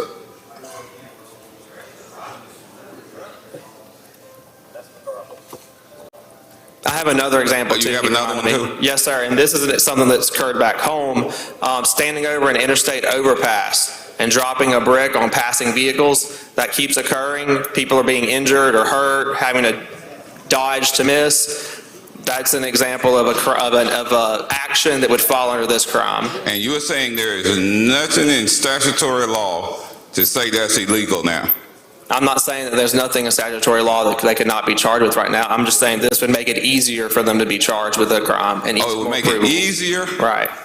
Okay, thank you, sir. There you go.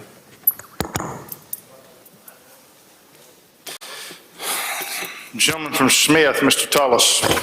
Gentlemen, will you yield? Yes, sir. I've got a couple of questions. Based upon the questions you've received, you would agree with me there's a lot of ambiguity in this bill, correct?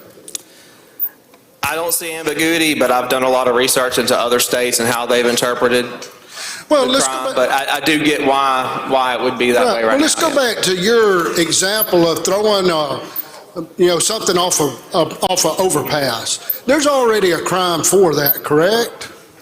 I mean, if I were to take a brick right now and throw it at you, that'd be a crime, and I could be charged with a felony. Well, you'd probably be charged with maybe simple assault well, that's with a weapon, so aggravated assault. Yeah, but if I hit you, that's going to be a felony. It's going to be aggravated. But what if the car dodges the brick and you miss me? You still have to punish the conduct. Even though you miss, you still have to punish the conduct that placed that individual in danger of being seriously hurt or killed. Right, but if I were to throw a brick at you and you dodged it, under this, I could be charged with a felony. Is that what you're saying? No, this isn't a felony. No, sir. Okay, what is this? It's a misdemeanor. It's a misdemeanor. Okay, so we have some ambiguity. Yeah, I think you would agree with me on that. Yes, sir. We get into some double jeopardy issues, don't we? I'm not sure why we would. Do I? I don't see double jeopardy issues, no, Okay, sir. and it's very subjective, objective. I mean, we really can't put our finger on it and say, I know it when I see it. No. Correct? Okay. I'm going to motion, if you will. Okay. I'm going to motion to lay it on the table. Okay.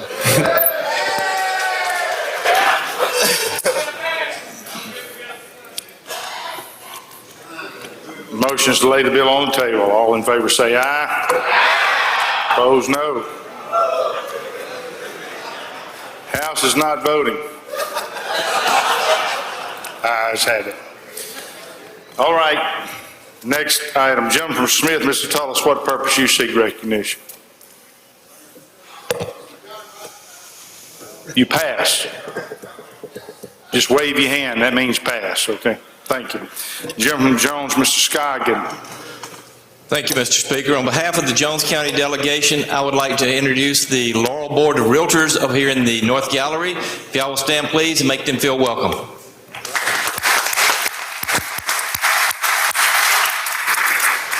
Gentleman from Lauderdale, Mr. Young. Thank you, Mr. Speaker. On behalf of the Lauderdale County and East Mississippi delegation, I would like to welcome our fantastic group of realtors, the East Mississippi Realtors Association, and the executive director. And I'd like for the delegation to please stand, from Kemper, Lauderdale, and Clark, and I'd like for them to stand so that we can make them welcome.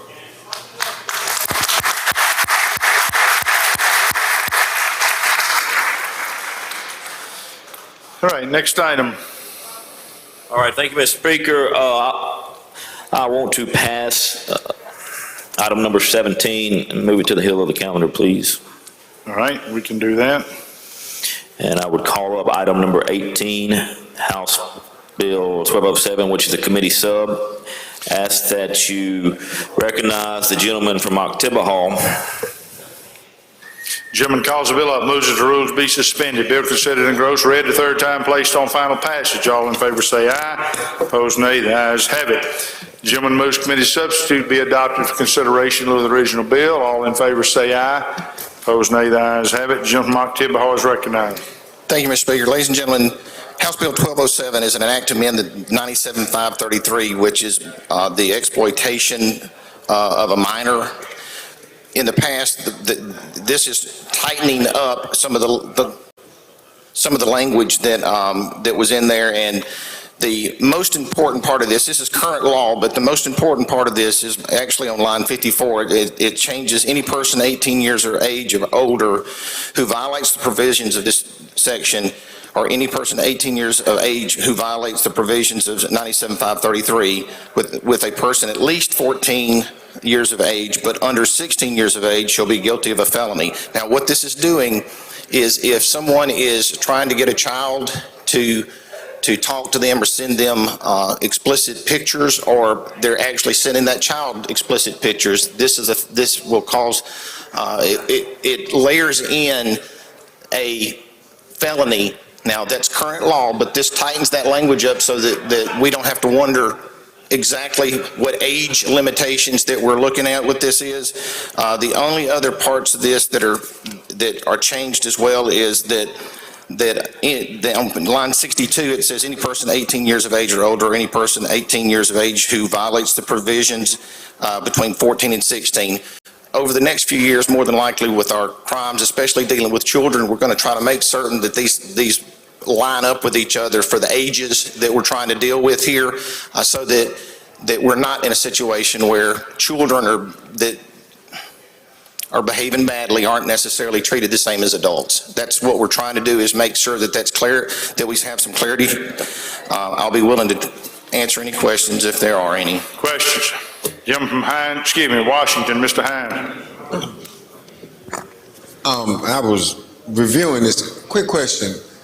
So currently, if a person turns 17 before if a child turns 17 before a child turns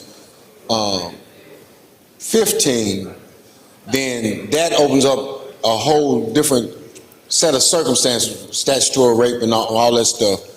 Did y'all mess with any of that? We haven't messed with any of that. I will tell you this, at some point in the future, I think that all of these are going to have to start lining up to where they make sense. Right now, it's kind of archaic. One part of the section doesn't agree with another part of the section. So I think, to your point, at some point in the future, we need to start lining some of this stuff up. This is an attempt to do that. Okay, and what is the penalty for someone taking advantage of a vulnerable, a child that have some delayed abilities that don't fit that don't really clearly understand? So I could be a little developmentally slow at 18, like the gentleman from Hines, and do something inappropriately with not the intent of doing, being bad. You know what I'm saying? You understand what I'm trying to say? Is the victim the child with the vulnerable problem?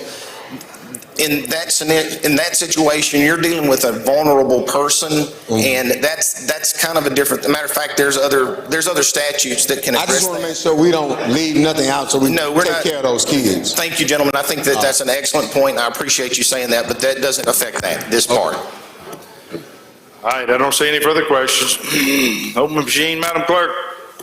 Question occurs on House Bill 1207. If you favor the bill, vote aye. If you're opposed, vote nay. Has everyone voted? Closed machine, Madam Clerk. By a vote of 121 yeas and 1 nay, the bill passes. Next item. Thank you, Mr. Speaker. I call up item House Bill 630, Committee Sub. Make the usual motion, please. Gentleman calls the bill up, moves that the rules be suspended. Bill considered in gross read the third time, placed on final passage. All in favor say aye. Opposed nay. The ayes have it. Gentleman moves committee substitute be adopted for consideration of the original bill. All in favor say aye. Opposed nay. The ayes have it. Gentleman's recognized. Thank you, Mr. Speaker. Ladies and gentlemen, we're not doing anything with expungements in terms of expanding the expungement law. I want to explain that first. What we're doing is we're adding this language on all expungement statutes. It says any person whose conviction for a disenfranchising crime has been expunged, who has not been convicted of any other disenfranchising crime, and who meets the requirements as a qualified elector shall be considered a qualified elector. Upon the request of such person and proof of expungement, the county registrar, election commissioner shall enter the person's name on the statewide election management system. We had hearings, 2 days worth on suffrage bills, restoration of voter rights back in the summer. This is where we're at. that. I believe that this is something, let me say this, and I don't care really who this offends, but I think there are a lot of advocacy groups out there that kind of exploit these people and say, look, the only way you can get something back is if you go through the legislature. Well, I don't think that's necessarily true. We have expanded the expungement law quite a bit in the last decade or so. Before, yes, there was possibly the only way to get some of that stuff back was going through the legislature. I think now we have made it very readily available through the expungement statutes to allow people to get their voting rights back. And I encourage people to use that statute to do that. Now, why do I think this language is necessary? Because through the course of those hearings, and the Judge Bid committee members can tell you this, we discovered that a lot of clerks around the state, election commissioners around the state, do not honor the expungement as giving their voting rights back. I think that's wrong. I think that's contrary to the law. So I want to put it specifically in here. You know, our goal is if you've been expunged, you've been restored to how you were before the conviction occurred, and you should be able to vote. And look, my goal is to get this out of the hands of the legislature and let the courts decide. They have a more hands-on approach, the hands-on ability to do that. With that said, if a member here still wants a suffrage bill, come see me. I'm happy to accommodate. You know, like American Express says, membership has benefits. So if you do, we're not going to do away with the suffrage bills, but I would like to tell people and make it available. There's this narrative out here that the only way you can get this back is to come through the legislature, and that's simply not true. The expungement law is out there, and it's out there to help people. And some of those people I feel like have been exploited. But in any event, Mr. Speaker, that's an explanation of the bill. Questions? Lady from Pearl River, Ms. Wilkes. Thank you, gentlemen. Will you yield? Yes, ma'am. I just have two questions. Is there a time period after they serve their sentence before they can have their rights restored? Same as expungement, 5 years. Okay, and is this for all felons? The felons that can be expungible. I mean, now listen, lady, right now somebody who writes a bad check, who commits some type of theft, loses their right to vote, okay? But if you've been convicted of child molestation or exploitation of child or child pornography, you still get to vote, okay? That's our law now. So only those laws that are expungible, those crimes that are expungible, which we've expanded, those are the only ones that would get their rights to vote. Okay, and why the 5-year period? Why not like a 10-year period to make sure that they're going to be a good citizen and develop? 5 years is current law, but you got to understand something. 5 years from the end of their sentence. Okay, so typically, let's say somebody gets charged with grand larceny, they get on probation. So they're going to do probation for 5 years. That's 5 years they got to do that. When that probation ends, their clock starts running. So they go from 5 years from the time they committed the crime that they're off of probation, and then they got to go another 5 years before they can have their record expunged. Okay, thank you, gentlemen. Lady from Lincoln, Ms. Curry.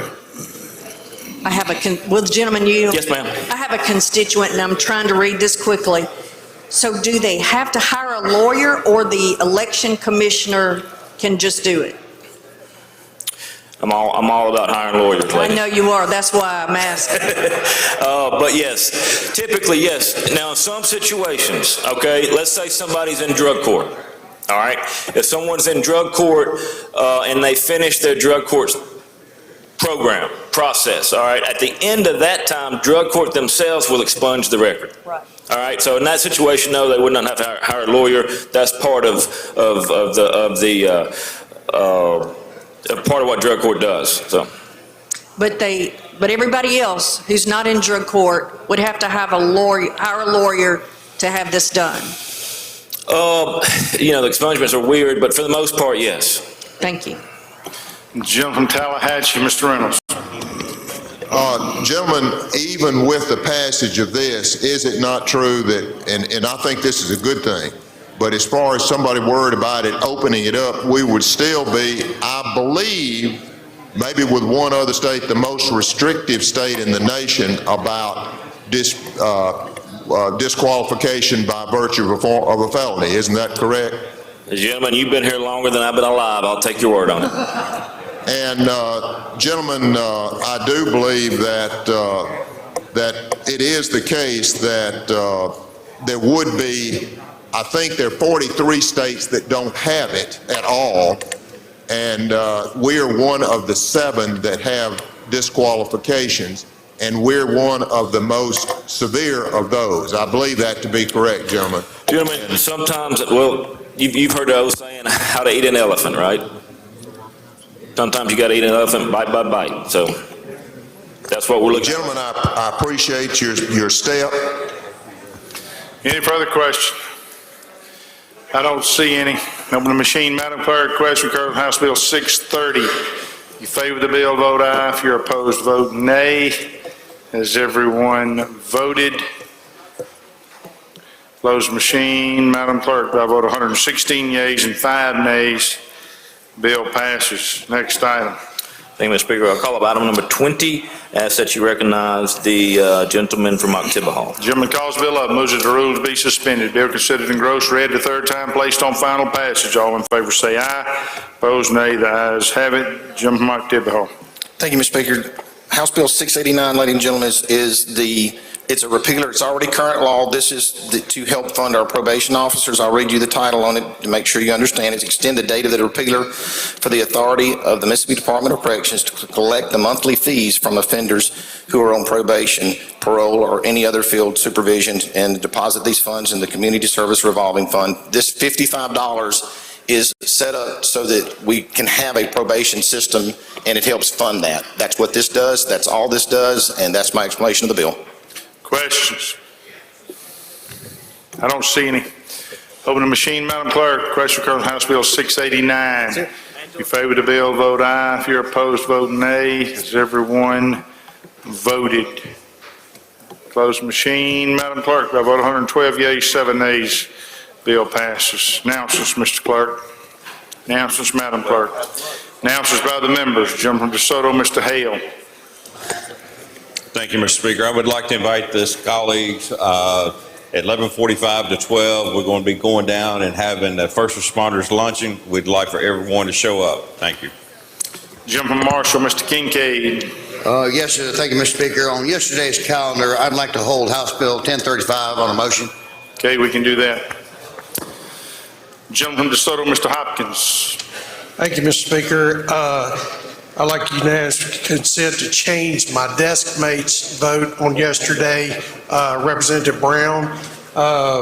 We had a block vote, HB 606 and HB 1064. Needs to be changed from yes to no. Any objection? Change the vote. Gentleman from Covington, Mr. Sanford.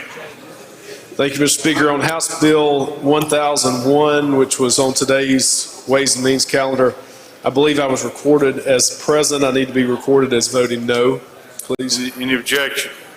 Change the gentleman's vote. Lady from Pearl River, Ms. Wilkes. Thank you, Mr. Speaker. I'd like to hold House Bill 917 on a motion. Okay, we'll do that. Gentleman from Marion, Mr. Morgan. Thank you, Mr. Speaker. On number 14 today's calendar, House Bill number 1021, I was voted present. I'd like to be voted as yea. Any objection? Change the gentleman's vote. Lady from Hines, Ms. Foster. Thank you, Mr. Speaker. On House Bill 567, I would like my vote to be changed from present to yes. Any objection? Change the lady's vote. Gentleman from Rankin, Mr. Weathersby. Thank you, Mr. Speaker. I'd like to hold House Bill 1177. We took that bill up yesterday on a motion to reconsider. Okay, we can do that. Gentleman from Pearl River, Mr. Owen. Thank you, Mr. Speaker. Unanimous consent to change my vote on House Bill 833 from yes to no. Any objection? Change the gentleman's vote. All right, I don't see any further announcements. Gentleman from Tibby Hall, let's try 2 o'clock. Mr. Speaker, I move this House stand in recess until 2 o'clock. All in favor say aye, opposed nay. The ayes have it. House in recess till 2 o'clock.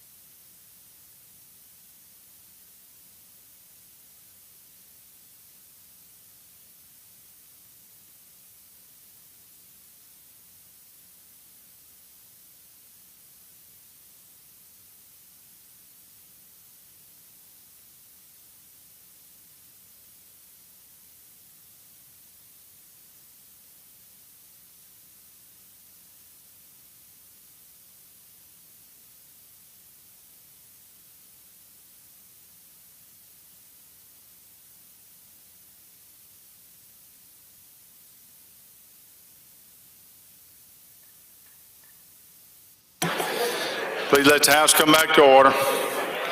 We return to the calendar. We are on the general calendar, item 21. Judd B.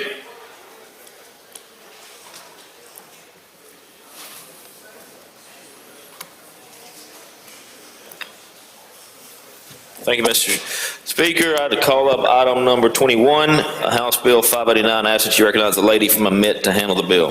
Gentleman calls the bill up, moves the rules be suspended. Bill considered and gross read the third time, placed on final passage. All in favor say aye. Opposed, nay. The ayes have it. Ladies recognized. Thank you, Mr. Speaker. Mr. Speaker and ladies and gentlemen of the House, House Bill 589 is our sexual assault bill. And just simply, all it's doing is requiring all higher education institutions to adopt a comprehensive policy.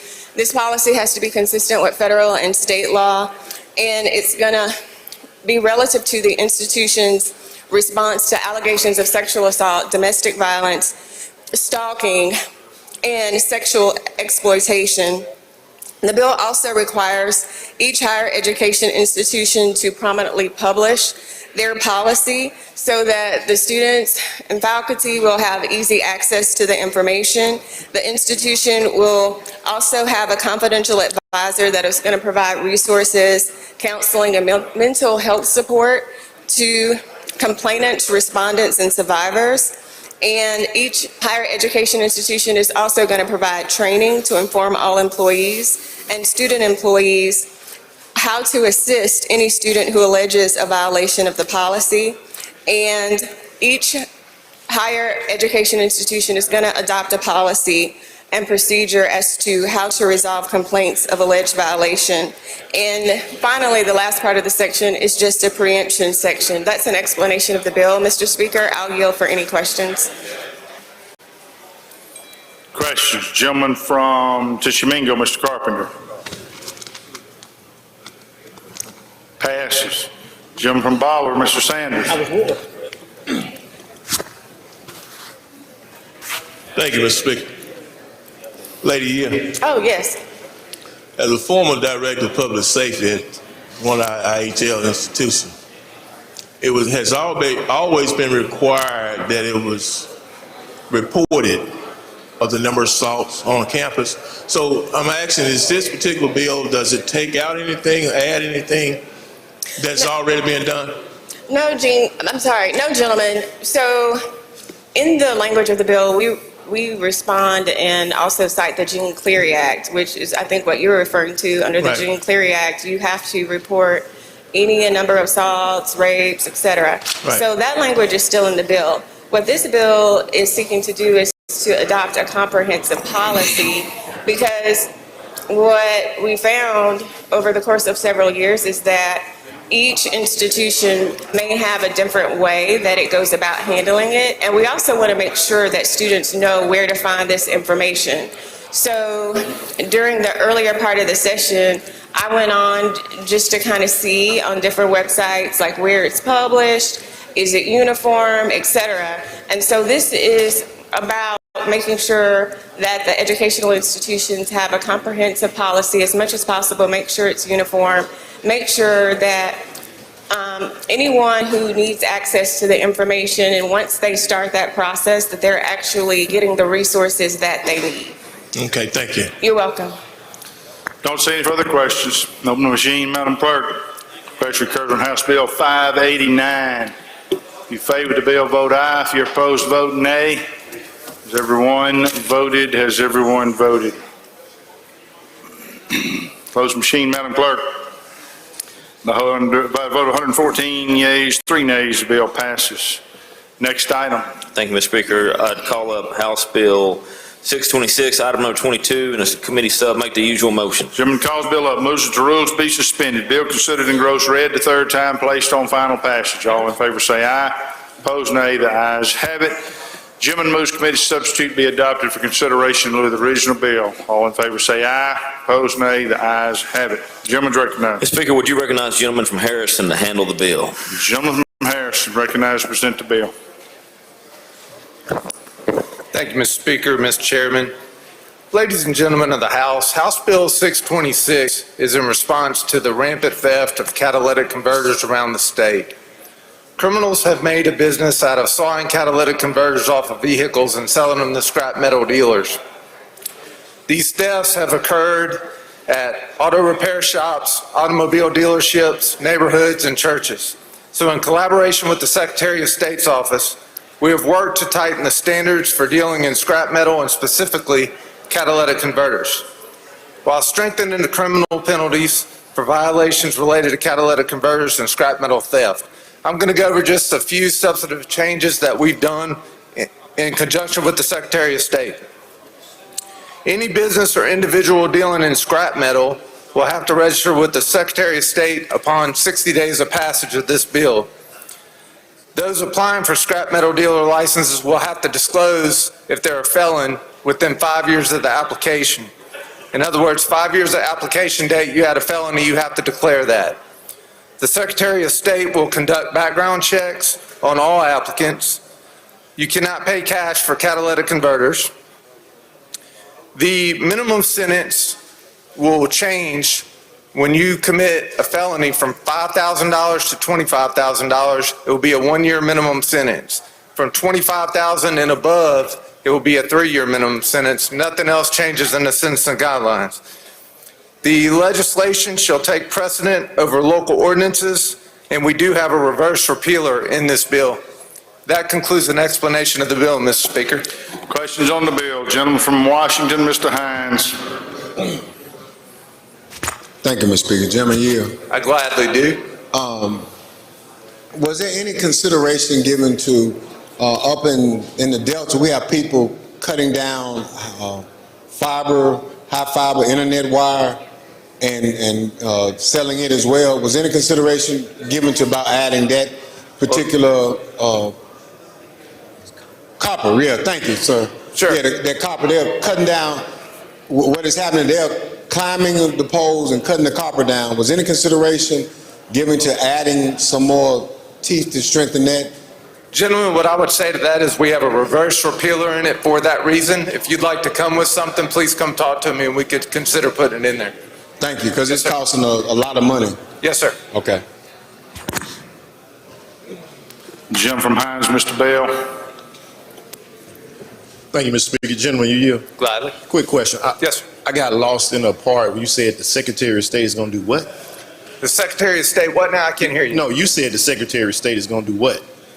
What's their role in this bill? In this bill, we worked in collaboration hand in hand with them, so they're going to be doing a lot of things. I could go back down the list if you'd like, or was there something specific you were No, I'm trying to understand what they're going to do. So can you tell me what the Secretary Sure, I'll of go State's back gonna through it real quick.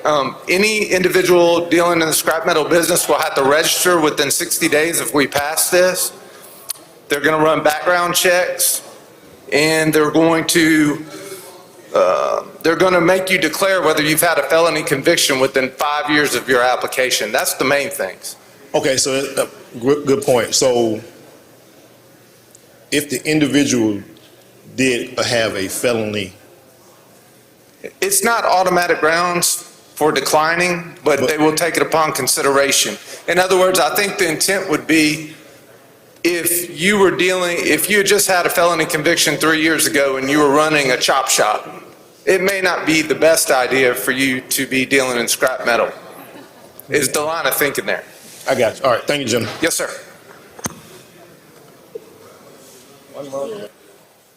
Gentleman Tallahatchie, Mr. Rosebud. With the gentleman, yeah. Gladly. So this bill, what is the relation to it? A few years ago, we had throughout the state a lot of crime that dealt with people stealing the radiators or the cores from air conditioning units. How does this bill relate to that in the same essence? Because that's going to be the same location that these people sell these products to. That's a great question, gentlemen. What we did was we took the HVAC language from that time period and put it in this bill because it was so effective in almost eliminating that altogether. There's been a lot less of that, but they've turned to catalytic converters now. So the penalties for that is similar to those of the radiators? Yes. Thank you, gentlemen. You're welcome.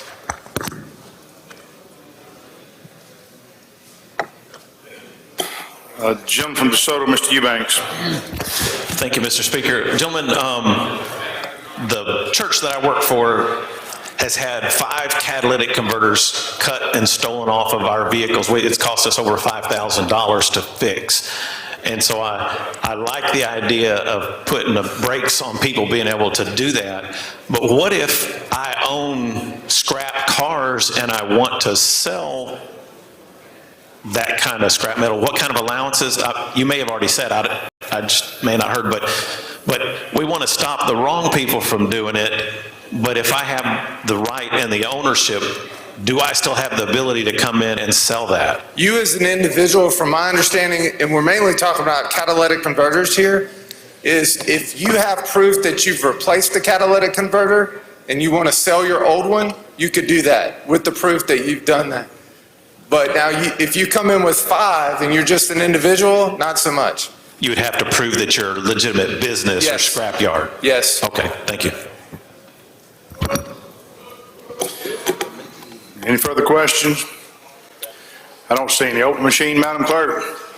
Question occurs on House Bill 626. If you favor the bill, vote aye. If you're opposed, vote nay. Has everyone voted? Closed machine, Madam Clerk. By a vote of 114 yeas and 4 nays, the bill passes. Ladies and gentlemen, we're going to return to the Ways and Means calendar. Chairman held an item on a motion earlier this morning. He wants to amend that item, so we're going to go back to the Ways and Means calendar. Mr. Speaker, it may be on the held on a motion calendar at this point. Your motion is to reconsider? The motion is to reconsider. What item was that? 833? HB 833. Motion is to reconsider the vote by which 833 passed. All in favor say aye. Opposed, nay. Ayes have it. Bill is back before the House. We're back on the bill, and we have an amendment, and I would recognize a gentleman from Wayne to handle it. Gentleman from Wayne is recognized to present the amendment. Thank you, Mr. Speaker. There were some technical problems with the amendment that was offered in committee, and we're just going back to the original language that grandfathers in anybody that's doing business in the state currently. Questions on the amendment? I don't see any. If you favor the amendment, indicate by saying aye. Opposed, nay. Ayes have it. Anything further on the bill? Move final passage. Questions on the bill? I don't see any. Open the machine, Madam Clerk. Question occurs on House Bill 833. If you favor the bill, vote aye. If you're opposed, vote nay. Has everyone voted? Close machine, Madam Clerk. By a vote of 112 yeas, 7 nays, the bill passes. Gentleman from Harrison, Chairman of Education. Did you want to take your item up at this time? Chairman is requested to advance on the calendar to item number 54.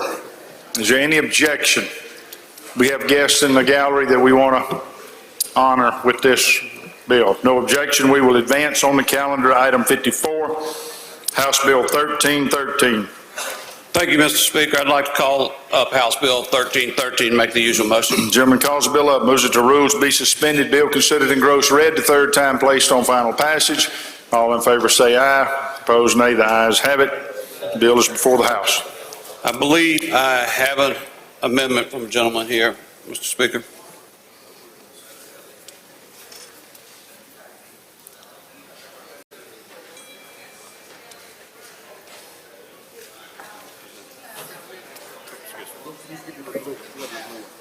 Yeah, here's yours. Ready? Thank you, Mr. Chairman. Thank you, Speaker. Today on this bill, it is very sentimental once I get through explaining it.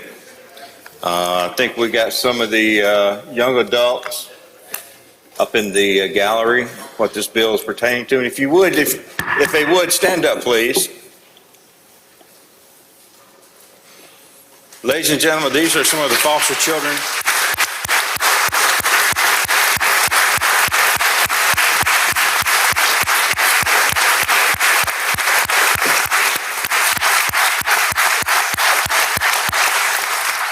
Thank you. Thank y'all for making it out today. Colleagues, there's been a, most y'all may know, we have one of our own colleagues that was from that same group right there. And he's a very dear friend of mine. I love him like a brother. And as the chairman, as he approached me about this, I was honored wasn't a word for it. And so we have a lot of people watching not here, but online as well, because we got the word out. And I would like to read the amendment, and I would like to have a few words after that. Mr. Speaker, I'm going to start with the amendment on line 20 by inserting the following language before the word fostering. This will be named after State Representative Bill Kincaid.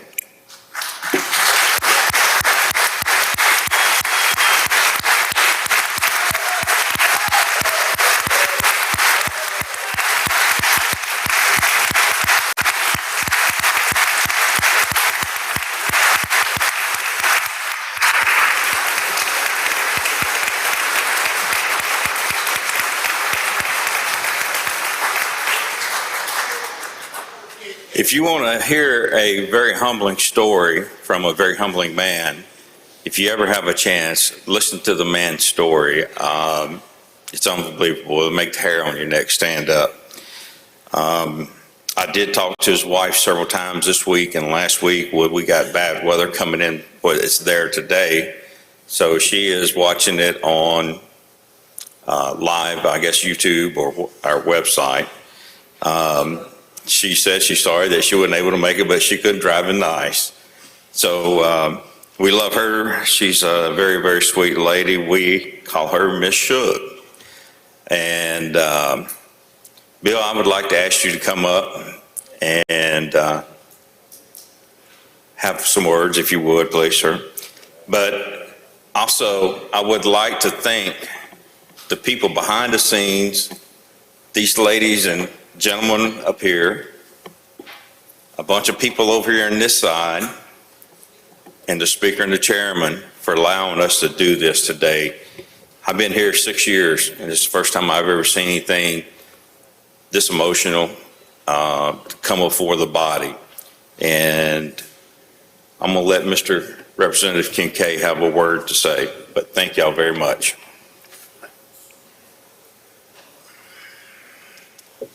Wow. That's overwhelming, guys. Thank you so much. Find those words. Okay, well, you know something?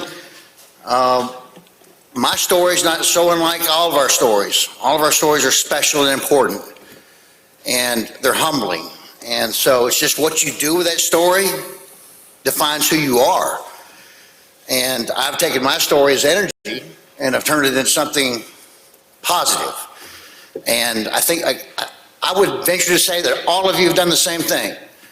And to those people out there that have helped me and guided me, loved me, I can't thank you enough.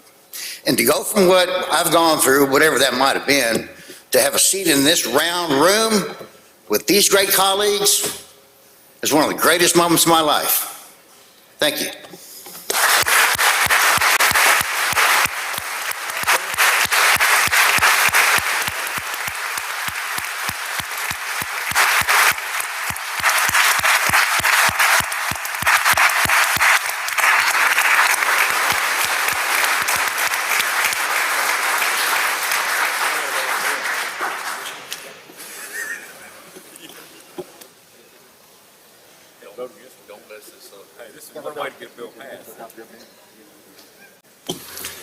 Ladies and gentlemen, if you are not aware, I encourage you to visit with the gentleman from Marshall sometime, but he was in the foster system. And he has overcome a lot, and he has turned himself into a successful businessman, community leader, and state representative. So he's an inspiration to everyone who knows his story, a man who has overcome great adversity. And we're proud to have you as a member, sir, and it's our honor, assuming this amendment passes, It's an honor to name it after you. So, question occurs on Amendment 1. If you favor the amendment, indicate by saying aye. Aye. Opposed, no. And the ayes, of course, have it. Amendment passes. Anything further on the bill, gentlemen?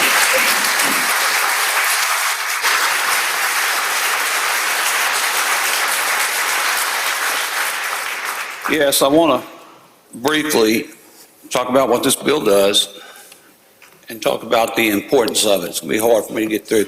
I probably deal with more foster care issues than anything else I do as a legislator outside of this body when I'm at home. I don't know if people know this, but at one time we had more kids in foster care in Hancock County than Atlanta, Georgia had. Those numbers have come down. We've got great people working. Mr. Speaker, the only reason I want to talk just a little bit about this is I know there's foster care, children in foster care watching us today. To me, this is one of the most important pieces of legislation that I've handled or that I've sponsored since I've been here. It's something that is deeply important to me. I want the kids out there that are in foster care to know that we care. They can turn on this stream at any time, and they can see us debating. They can see us arguing. I can say this about this body. Philosophically, we may disagree. We may argue. We may cuss each other. But I can tell you, this is a body that cares. They really do, even though we come from different backgrounds. And I want them to know one day you're going to be sitting in here just like Chairman Kincaid. You're going to be running this state of Mississippi. We realize that you have been dealt a bad hand in life, or a tougher hand, I should say, than the rest of us. And we want to give you the help to succeed. 75% of the kids that go into foster care either become unwed parents or wind up in the penitentiary. We don't want that. If a kid can go to school, in this bill, we're going to provide money for a kid to go to a junior college, four-year college, or trade school. We're going to give you a hands up. Our university is going to work with you to have a place for you to stay in between Christmas break. We have other people here, and I just want to use them as an example here today to tell you, you have people on your side. I can tell you have this legislature on your side. We're going to do this. We got Andrea Sanders, who's over CPS today. She's here with us in this chamber. She was very instrumental in pushing this and getting this over the finish line. She's someone who had a tough life. She had parents who could not take care of her, and she went through the adoption process and through the process too. Andrea, if you just stand up so that they can see who you are. And I'm going to tell y'all,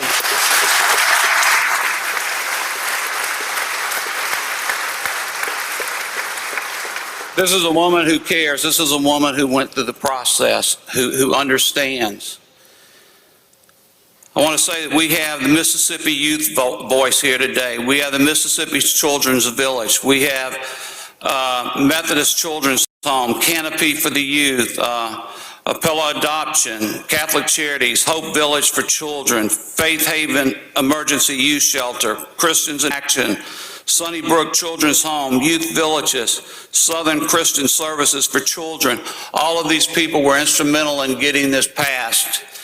Is what it does, a student, and I keep just going back, I know that the bill, you're all on board, but we've got to get into our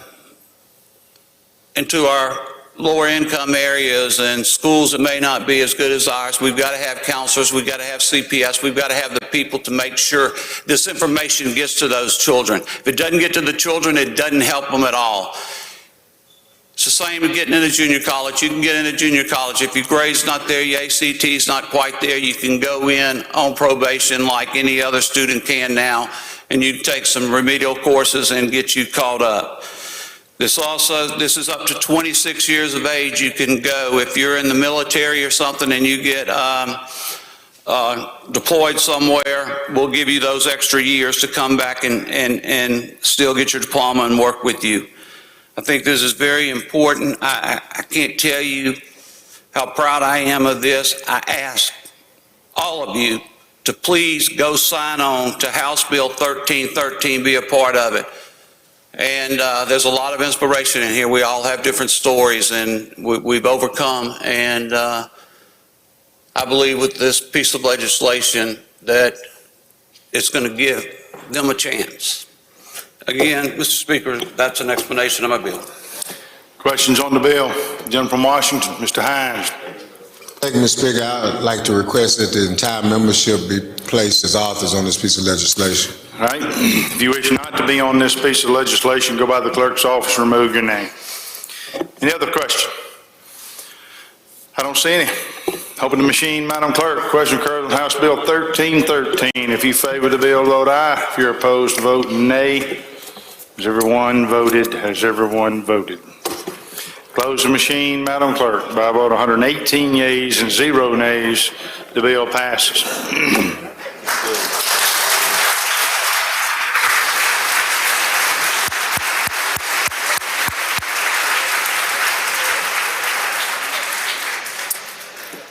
Before we move on, I do have an introduction I'd like to make. On the front row in the south gallery is my friend Sean Milner. Raise your hand, Sean.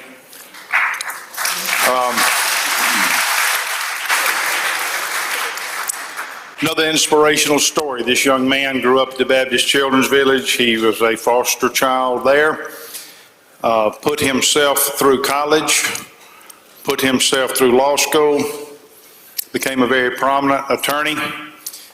He is now the executive director of the Baptist Children's Village. He is the first executive director of the Baptist Children's Village who was a resident of the Baptist Children's Village. So he has a unique perspective on foster care and what those children go through. He's a dear friend of mine. He goes to church with me, at least when he shows up, and is a dear friend and another inspirational story of what can happen if we just give them a chance. So glad to see you here, Sean. Thank you for being here today.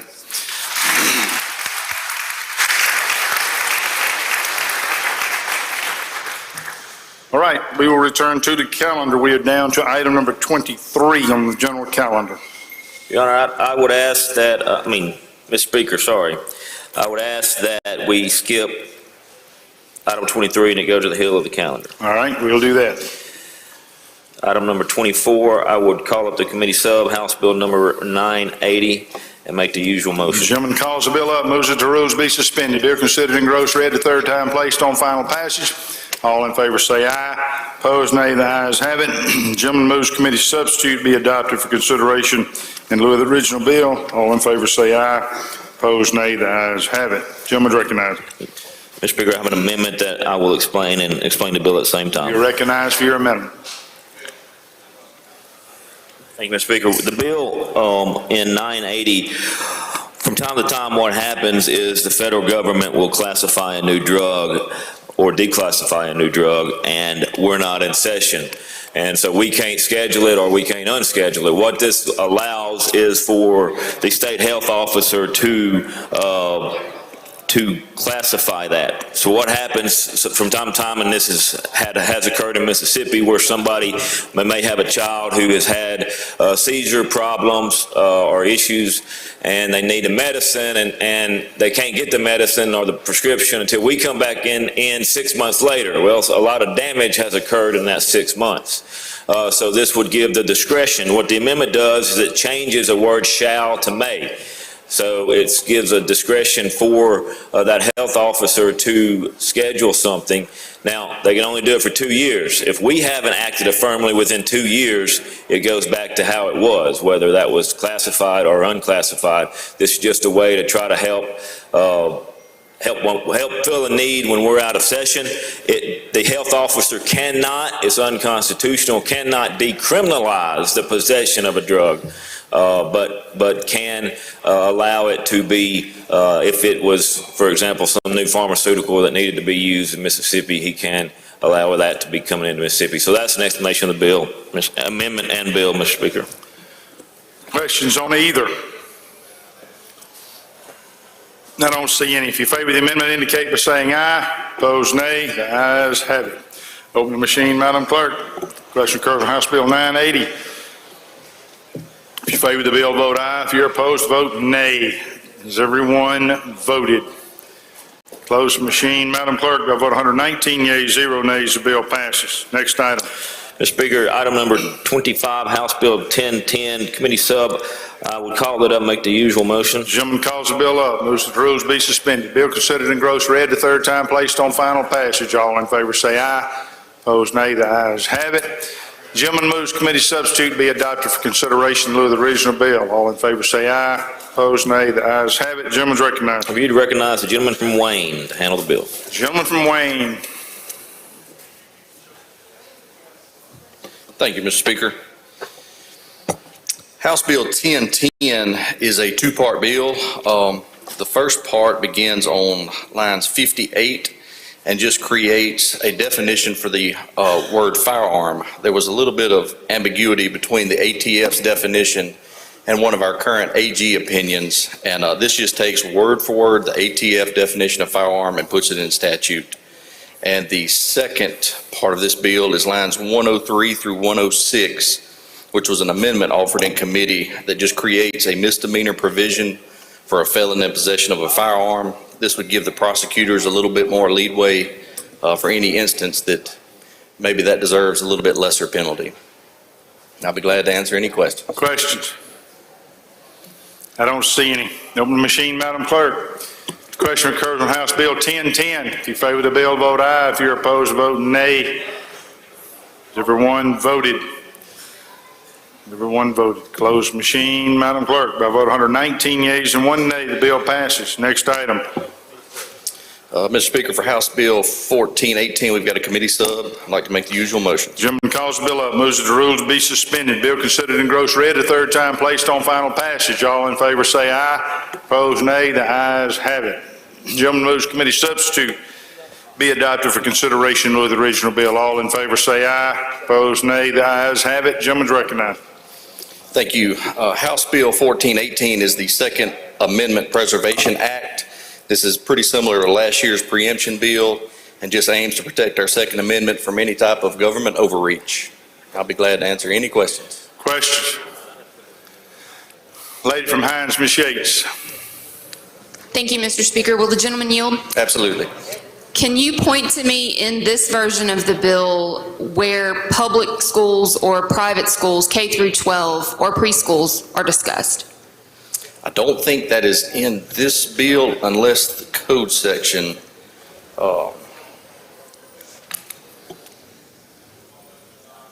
maybe it's 45.9.101. They are discussed in our concealed carry statute. So colleges and universities are exempt from this bill, but our preschools and K through 12 schools are not, correct? Correct.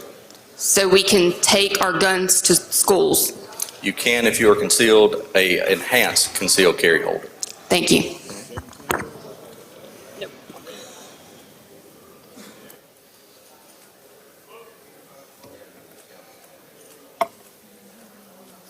That's coming. Don't see any further questions. Open the machine, Madam Clerk. Question occurs on House Bill 1418. If you favor the bill, vote aye. If you're opposed, vote nay. Has everyone voted?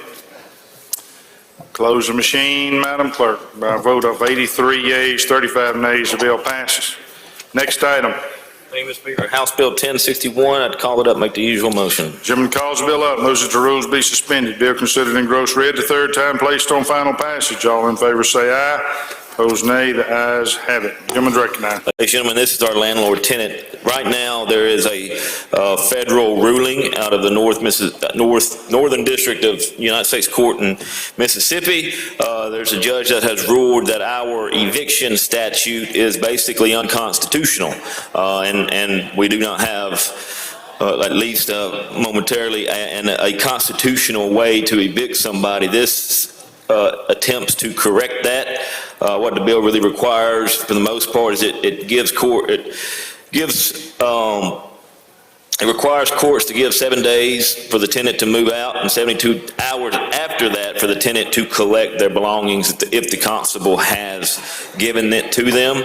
Landlords can't take stuff just automatically and immediately. And it allows for, when you're suing somebody, there's a summons that has to be very conspicuously displayed, and it gives the tenant more rights as to what is in that summons and the right to what their property is. Like I said, this is trying to get us into compliance with the court order. It is effective upon passage, so that, like, again, we can have a eviction process in Mississippi. That's an explanation of the bill. Questions on the bill? Okay. Was that an amendment, gentlemen? No. You have an amendment, gentlemen? Okay,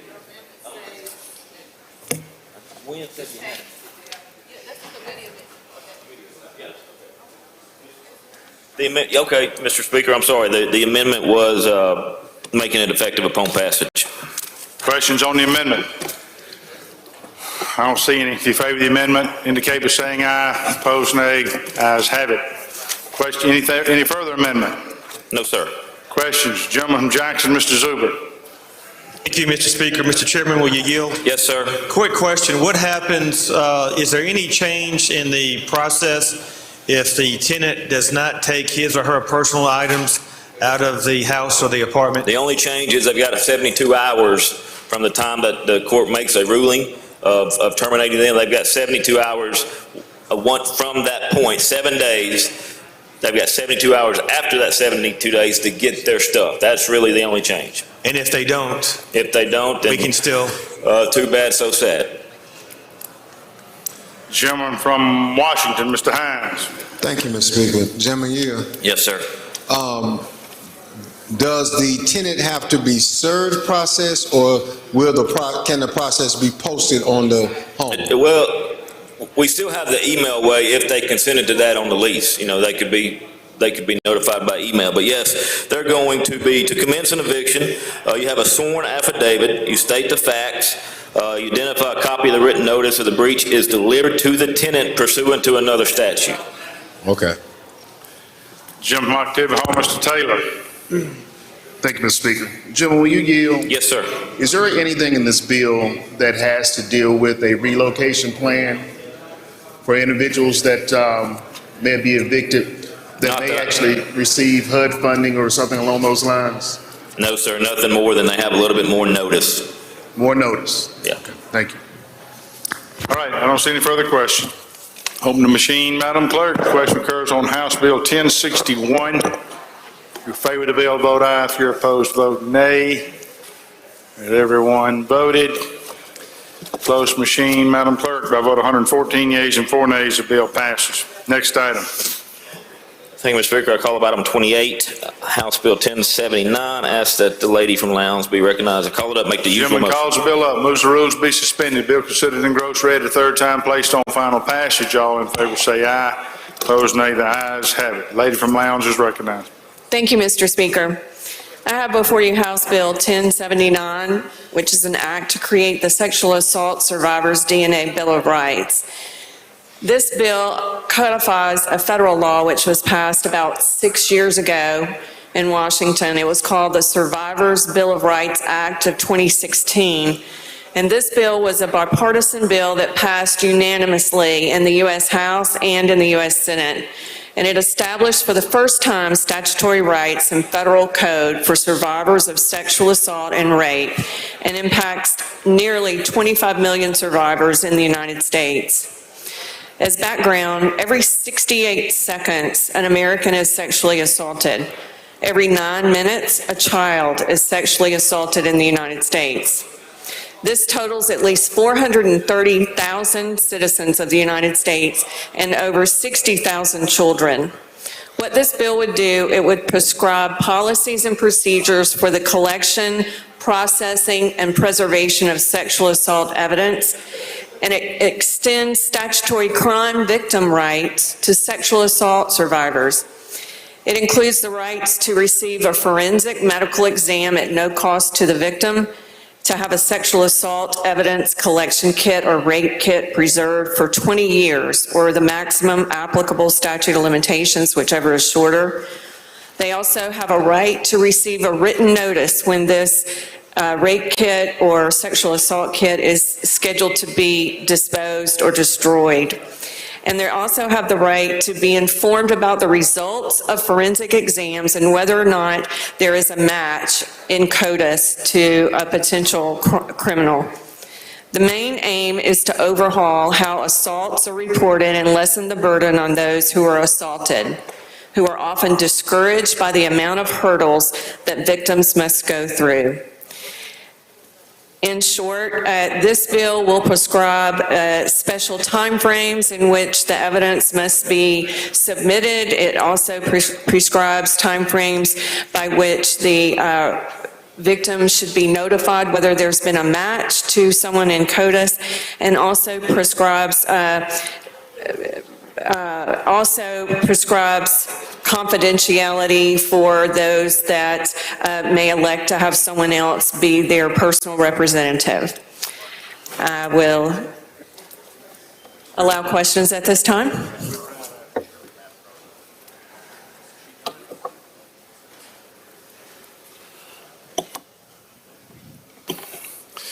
Questions on the bill?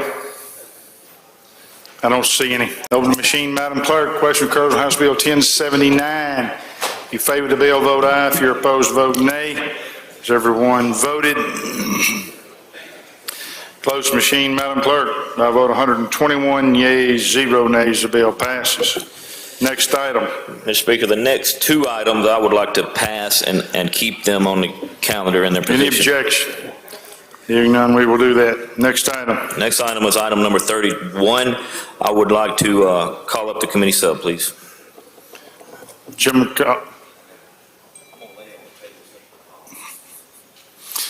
calls the bill up, moves that the rules be suspended. Bill considered and gross read the third time, placed on final passage. All in favor say aye. Opposed, nay. The ayes have it. You have a committee substitute. Do you wish to call that up? Yes, sir. Gentleman moves committee substitute be adopted with consideration in lieu of the original bill. All in favor say aye. Opposed, nay. The ayes have it. Mr. Speaker, a motion is going to be, I want to make a motion to, before I make that motion, ladies and gentlemen, this bill, what it does is it allows for us to repeal some obsolete crimes, some crimes that that haven't been prosecuted in 100 years, but I want you all to be aware of it. I want you to look at it. I want everybody who has a stake in this house to look at these crimes to see what they are, and also if there's something else out there that we might not know of, that we might not need. So this is that vehicle for that. So, Mr. Speaker, my motion would be to lay this on table subject to call. Motion is to lay it on table subject to call. All in favor say aye. Opposed, nay. The ayes have it. Bill is laid on table subject to call. Next item. Pass that and retain its place on the calendar, please, sir. Number 32? Yes, sir. Any objection? Hearing none, we'll do that. Next item. Next item is, I'd call up House Bill number 33, House Bill 422. Call it up. Yes, sir. Gentleman calls the bill up, moves the rules be suspended. Bill considered and gross read the third time, placed on final passage. All in favor say aye. Opposed, nay. The ayes have it. Gentleman's recognized. I have an amendment, Mr. Speaker. You're recognized for your amendment. All right, the amendment is to put a reverse repealer. This is a state assessment bill allowing for assessments. We're raising assessments on different type of traffic violations, implied consent violations, game and fish violations. All the assessments go up $5, and they are placed into, the purpose of this, they're placed into the Law Enforcement Officers Training Fund.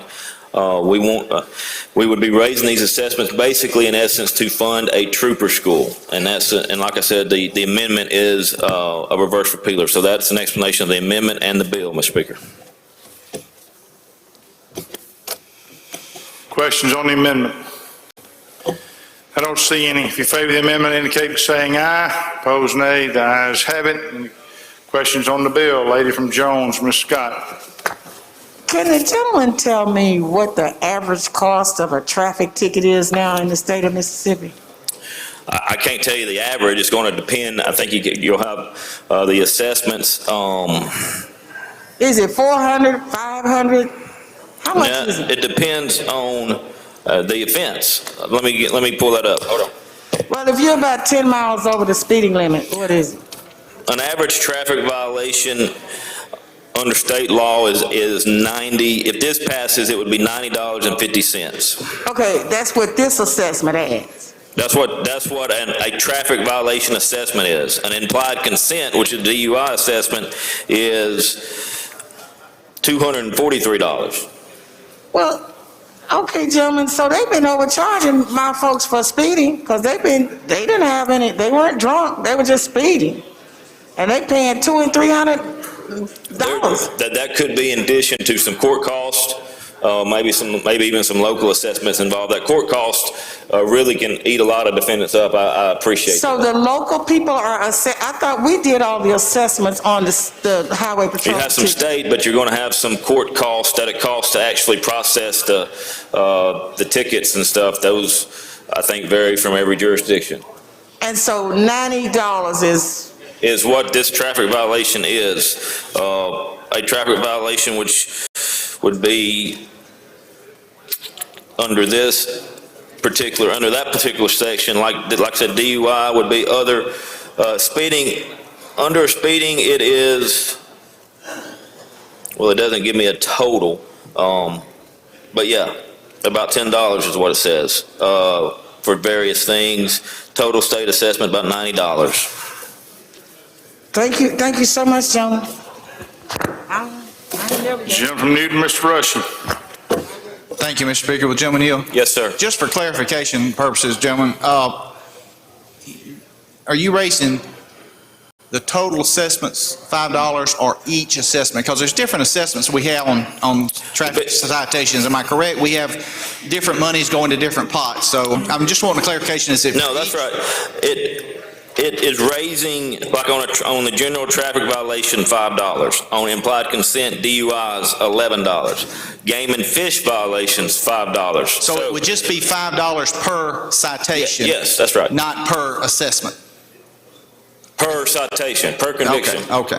So we're raising, again, assessments that's coming to the state based on the citations. And that money will be set aside for law enforcement training. Okay. Thank you, Jim. Jim from Prentice, Mr. Arnold. Thank you, Mr. Speaker. Gentleman, you? Yes, sir. The money will be diverted to the general fund only for law enforcement training, is that correct? That's what the bill says. Okay, thank you. Gentleman from Forest, Mr. Watts. Yes, Mr. Speaker, and thank you. Is the gentleman will yield? Yes, sir. Do we really need to do this year, considering our budgetary situation? You know, I'm always, it's $5. I don't think assessments have been raised in quite some time, or typically, mostly what we're raising is $5. There's an $11 ones in the DUIs. But to answer your question, I don't think assessments have been raised in quite some time. This is to help to offset whatever costs there may be and to permanently fund a trooper school going forward. I don't know what the budget will look like in 10, 15 years, so hopefully this will help to build that up so that we can count on that money. And this will generate how much? I don't have that number, I'm sorry, but I will work to get that for you. But you are aware that we are about $1 billion? Yes, sir. Over expenditures this year? Yes, sir. And I know there are over $1 billion or more requests out there for your states and counties wanting money, Yeah. so.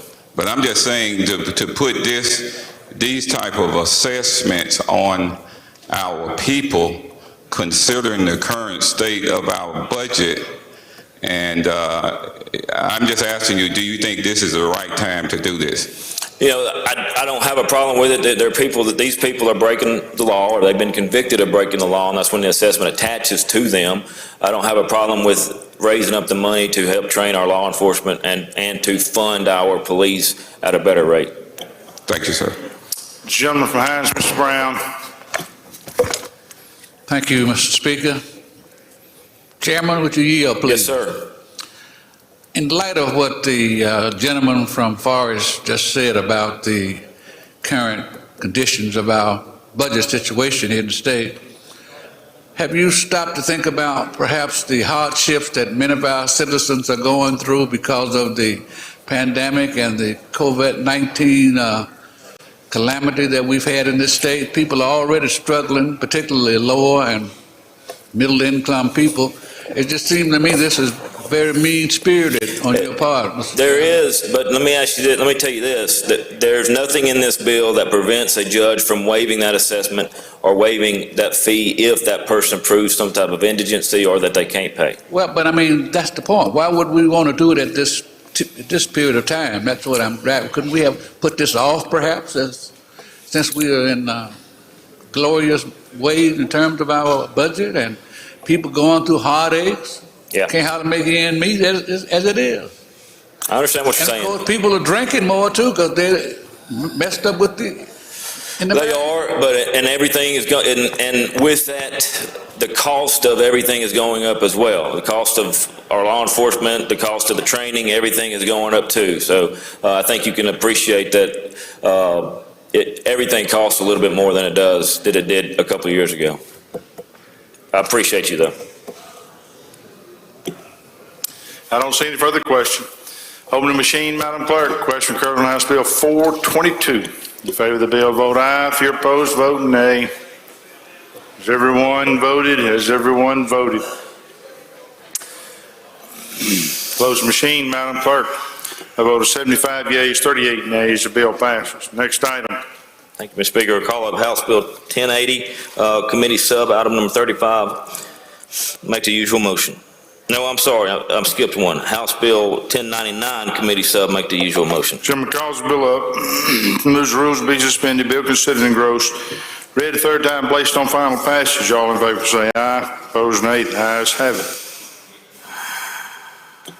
it. You got a committee sub, gentlemen? Yes, sir. Call it up, please. Gentleman moves committee sub be adopted for consideration of the original bill. All in favor say aye. Opposed nay. The ayes have it. Gentleman's recognized. Mr. Speaker, this bill is, I've heard from chancellors all over the state and from MDOC officials about this. What it does is we're having MDOC inmates who will file a petition and request that they have their name changed and or their gender changed and subsequently be housed in a different place in MDOC. All the bill does is it removes that standing of someone who is incarcerated in MDOC cannot file these petitions. That is all it does. It doesn't prevent them once they're out to file the petition. It doesn't prevent them pre-trial and pre-conviction to file the petition. Just while they are incarcerated in MDOC prevents them from filing the petition, and that's an explanation of the bill.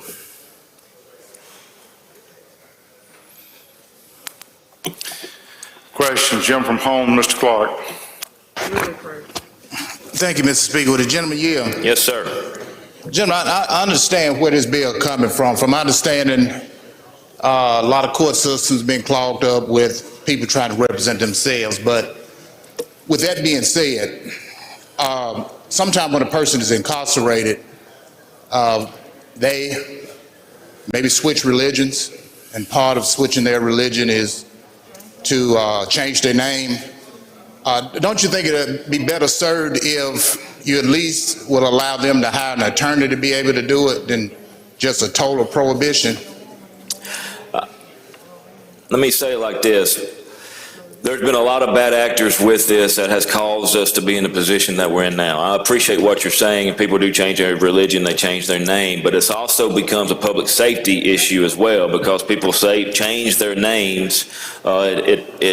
It hurts MDOC in being able to register, track, and do what they need to do inside when they're incarcerated. So I appreciate what you're saying, but I think right now, the best standard is to remove this standing from people, and we look at it going forward, but remove the standing from it. I don't believe that what you're asking for is in the best interest of the state.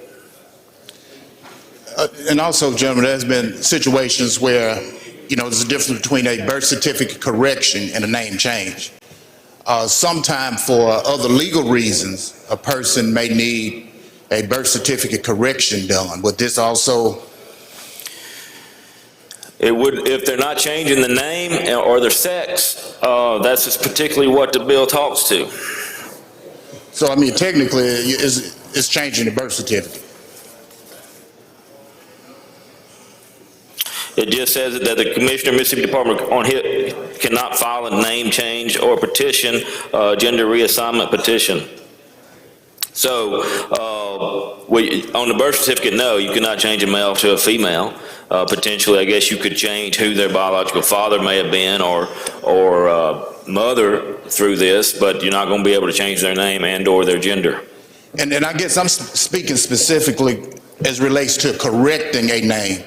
Gentlemen, and I think the people who, and I've done hundreds of birth certificate correction. Sure. And I think the people born before 1950 can attest to this, that a lot of them was done by midwives. And when those midwives sent in those birth certificates, many times names were spelled wrong, dates of birth was wrong. I just don't want us to prevent a person from being able to handle their legal matters because they're incarcerated.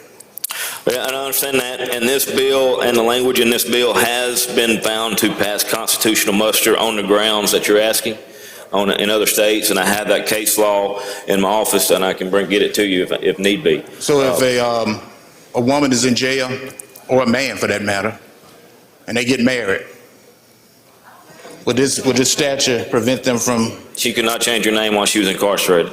Okay. So even though they've been legally married, they can't change their name? Couldn't petition the court to do it.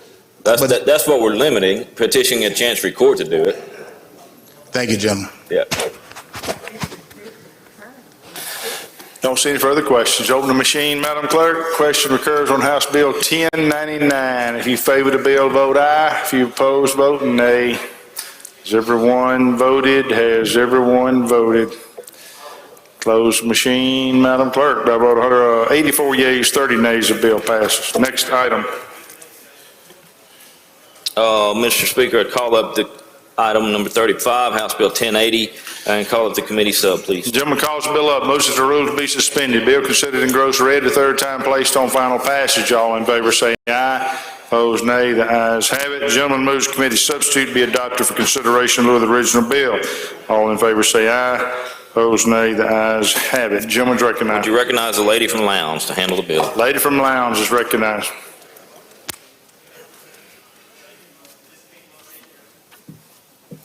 Thank you, Mr. Speaker. I have the committee sub for House Bill 1080.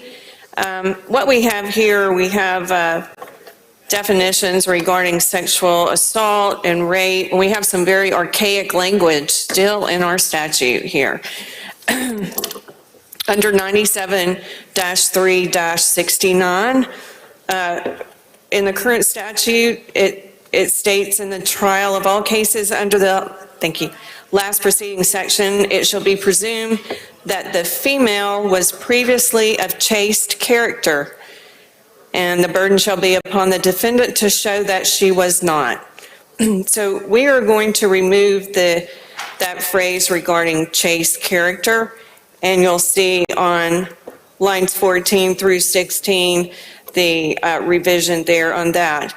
Also under section 2, we have now repealed the defense of spousal rape. We also, under section 97-3-71, we have currently in our statute, it states every person who shall be convicted of an assault with intent to forcibly ravish any female of previous chaste character shall be punished by imprisonment in the penitentiary for life. So what we are doing is we are revising the definition of rape, and you'll see that in the bill. I also have an amendment at the proper time. You recognize for your amendment.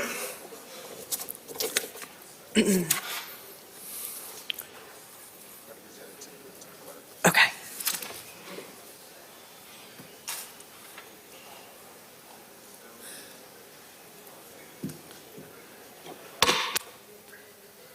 If you look on page 1, under section 1, it states, in the trial of all cases, ... section 97-3-68, no person shall be convicted upon the uncorroborated testimony of the injured.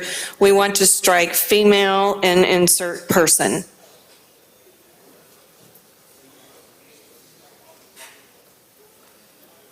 Questions on the amendment? I don't see any. In favor of the amendment indicate by saying aye. Opposed, nay. The ayes have it. Anything further on the bill? Anything further? No, sir. Questions on the bill? I don't see any. Open the machine, Madam Clerk. Question occurs on House Bill 1080. If you favor the bill, vote aye. If you're opposed, vote nay. Has everyone voted?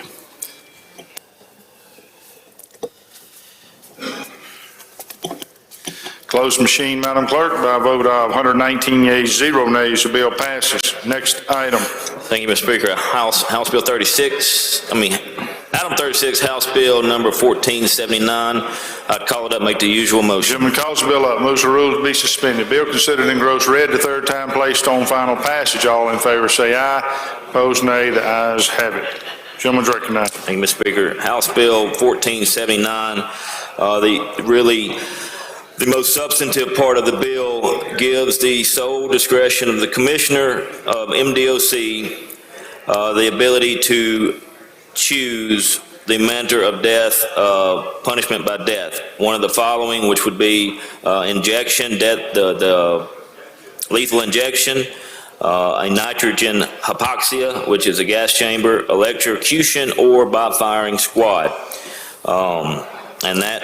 This changes our current law from really making these options available. Right now, the law is the inmate has that discretion, but it's based on unavailability. So you go from lethal injection. If that's unavailable, then you would go to the gas chamber. If that's unavailable, then you would go to electrocution. If that was unavailable, then you're left with firing squad. Essentially, this is essentially a technical amendment, but it's making it going down from basically there's some issue with getting the lethal injection and getting the chemicals for that in the state and also around the country. So we're giving the commissioner a little bit more discretion in choosing which way to administer the sentence. This does not, and I want to be perfectly clear, does not change anything regarding due process, does not change anything regarding appeals, doesn't eliminate appeals, it doesn't expedite appeals. This is when everything is final and there is no other avenue for the defendant. This is the process and the procedure that MDOC, the Attorney General, and the Governor's Office has asked for. That's the explanation of the bill, Mr. Speaker. Questions, lady from Jones, Ms. Scott. Yes, gentlemen. Yes, ma'am. Where do we conduct our executions in this state? I believe they're still at Parchment. So they're still at up in Sunflower County at Parchment. Yes, I'm sorry. They're still up at Sunflower County, up at Parchment. I guess that's Sunflower, yes. Okay. Now, is the lethal injection available at Parchment right now?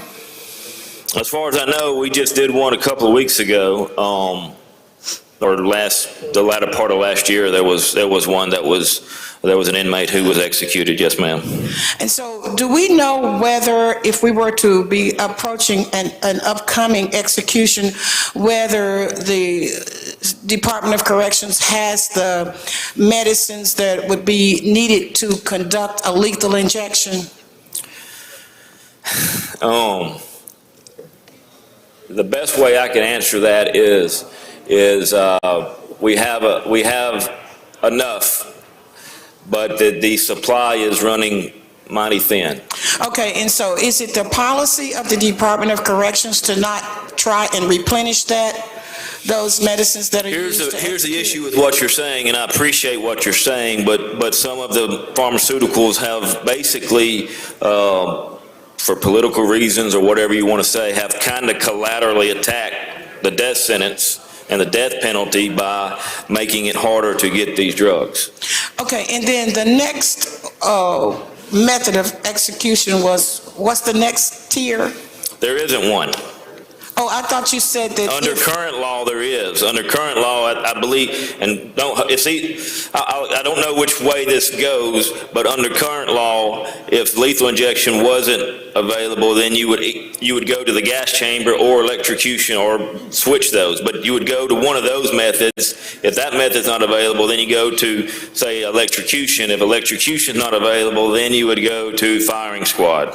And so.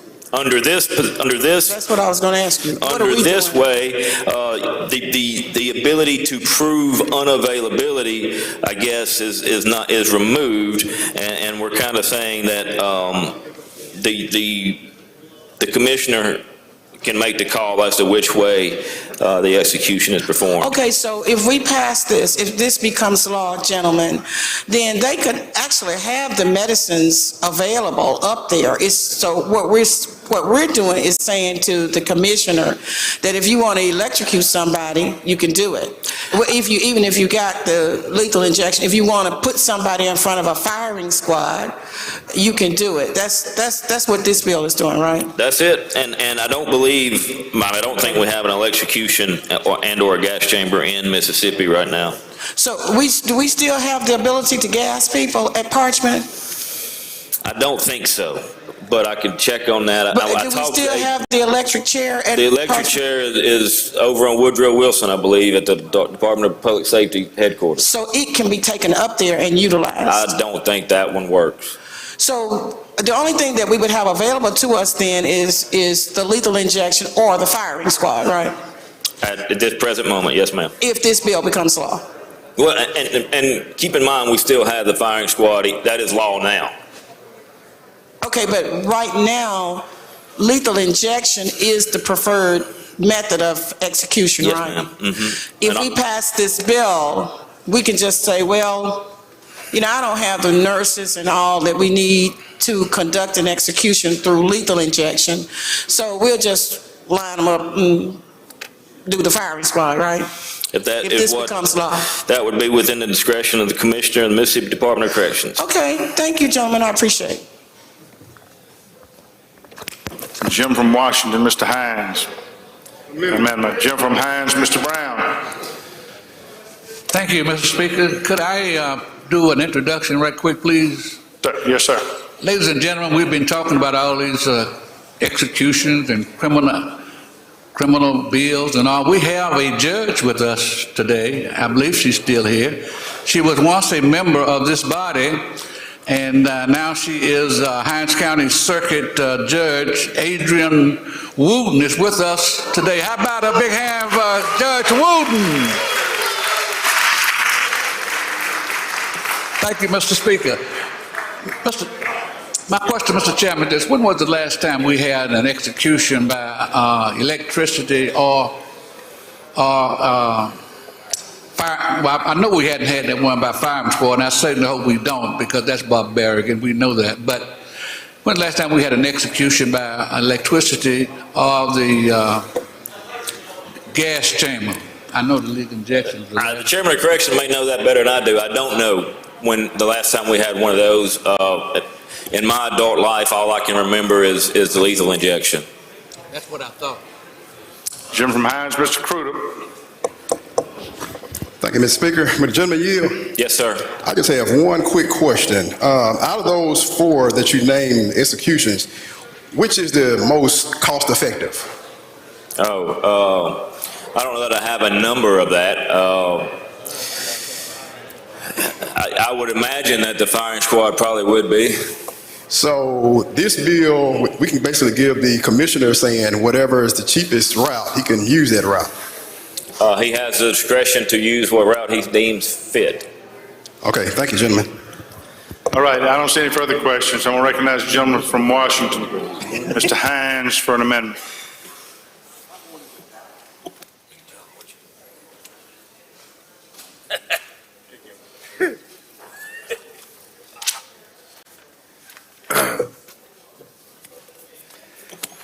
I'll explain the amendment, Mr. Speaker. I'm just removing on line 13, firing squad. Now, here's my reason for doing this. If you sit in an electric chair, somebody just push a button, over. If you in a gas chamber, somebody drop a few pills in a bucket, bloop, bloop, psst, over. But a firing squad are 6 individuals. They don't know who has a bullet, but 6 individuals are tasked to kill someone. The mental anguish on those people to do their job creates a whole different set of issues. Now, the doctor who inserts the needle into the arm for lethal injection, he signed on for that. The person who drops the pills in the bucket for the gas is a doctor, he signed up for that. But a guard who's going to the Department of Corrections just to make sure don't nobody escape didn't sign on to kill folk. That's a problem. That's just some unnecessary anguish. Now, you can vote your conscience. I told a young lady, the gentle lady from Hines, the junior lady from Hines, that I would offer an amendment for her, and I'm doing it. I just don't think this is a good way to send a message. We got 3 different steps before we get to the firing squad. 3 different steps. You can shoot somebody in the arm, a doctor can do that, doctor can drop them pills. Or he can push that button. But 6 different people standing up there firing a shot at somebody that they didn't sign on to do, that's something totally different. I don't see any questions. I recognize the chairman to respond. Thank you, Mr. Speaker. Ladies and gentlemen, I just ask you to oppose the amendment. We're in a, I guess, an area in our state that really, this discretion is needed by MDOC, and I would ask that you oppose the amendment. The firing squad and the people who are chosen for that, you know, that's what he says that's what they're signed up to do. We have a state executioner who makes deputies, who that is part of would be part of their training. I think it's part of their training now, because we do have this in law. So I would ask that you just oppose the amendment. Recognize the author to close. This might be the simplest debate I've never been in up here. But seriously, no jokes aside, those guys coming to work just to watch, make sure nobody escape. They didn't sign up to come in and kill nobody. It just didn't. So I'm asking you for your consideration. You can vote your conscience one way or another, but think about that could be your brother, your son, your daughter, or your sister who got up to go to work just to watch people, not begin a rifle to make a decision, because they're going to be randomly picked and trained to do that, but still, it is what it is. All right, question occurs on Amendment 1. If you favor the amendment, indicate by saying aye. Aye. Opposed, no. No. Noes have it, noes have it. All right, anything further on the bill? No, sir. Final passage. All right, open the machine, Madam Clerk. Question occurs on House Bill 1479. If you favor the bill, vote aye. If you're opposed, vote nay. Has everyone voted? Closed machine, Madam Clerk. By vote 82 yeas, 37 nays, the bill passes. Next item. Thank you, Mr. Speaker. I call up item number 37. This is House Bill number 620. I'd call it up and call up the committee sub. Gentleman calls the bill up, moves that the rules be suspended. Bill considered and gross read the 3rd time, placed on final passage. All in favor say aye. Opposed nay. The ayes have it. Gentleman moves committee substitute be adopted for consideration of the original bill. All in favor say aye. Opposed nay. The ayes have it. Gentleman's recognized. Thank you, Mr. Speaker. First off, ladies and gentlemen, this is the Department of Public Safety's omnibus bill. It has a reverse repealer in it on some language that has a reverse repealer in it, so we're working through the process. One of the reasons we're doing that is it provides for an expert to testify in remotely live testimony, must be live testimony.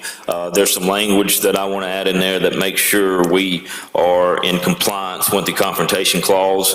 Most notably, I want to make sure that the defense has the same opportunity if they have experts. The bill, for the most part, does a couple of other things outside the expert testimony. It allows for the commissioner dealing with COVID, dealing with whatever else may occur. We have a death benefit, $100,000 death benefit policy for officers that are killed in the line of duty. What this would give the commissioner some discretion to go to Appropriations Committee and ask for an exception to that. If an officer was killed, died because of COVID, died because of, for example, there was one that was died on the Gulf Coast, went out, his son got caught in a riptide, he went and saved his son, but he drowned out there. It would be a situation like that the commissioner could have some discretion to go before us and ask for that benefit to be paid. Also, the commissioner wants to create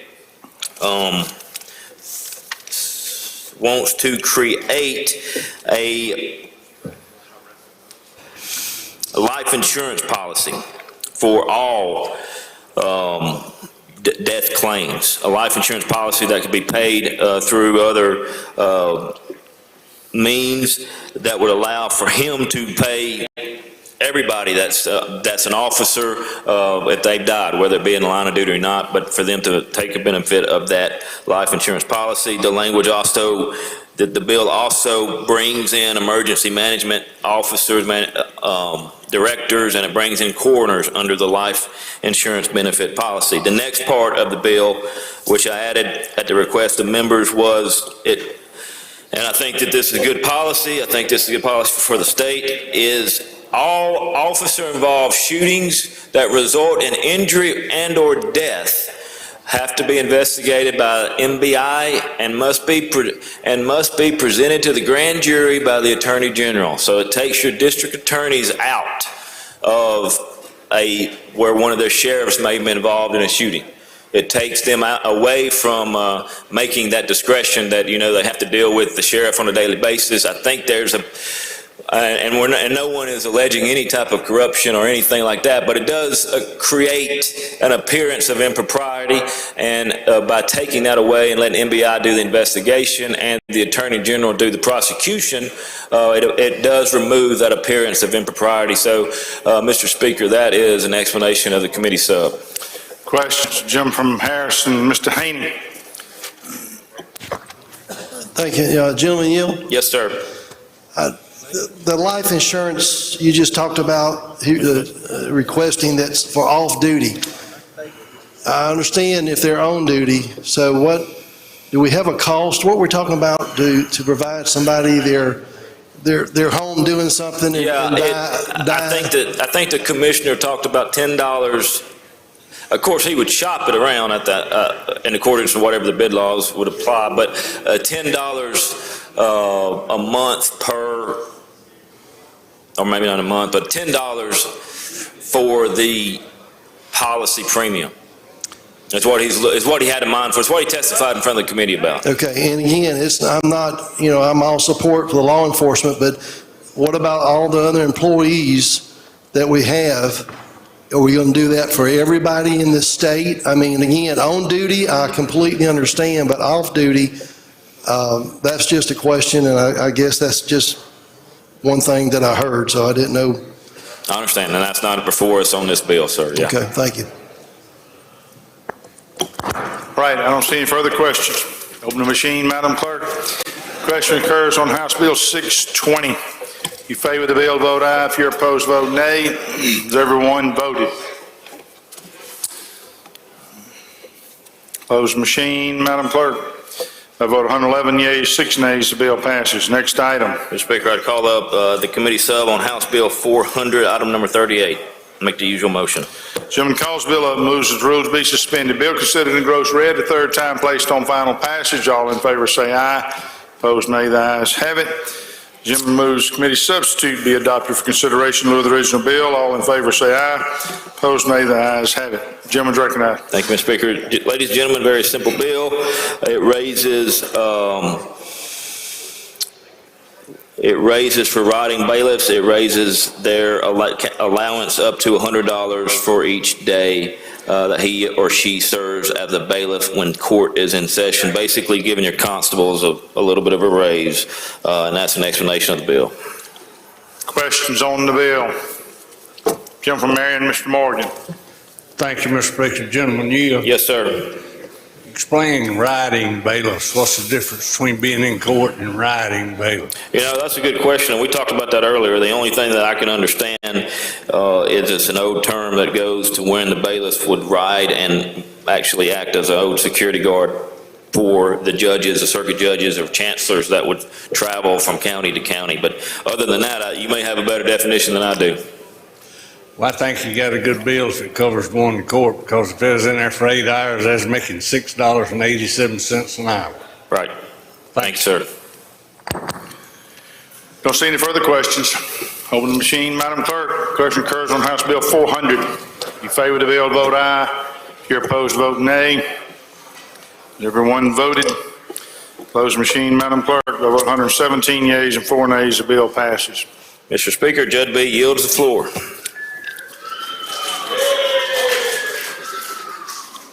Next item, workforce.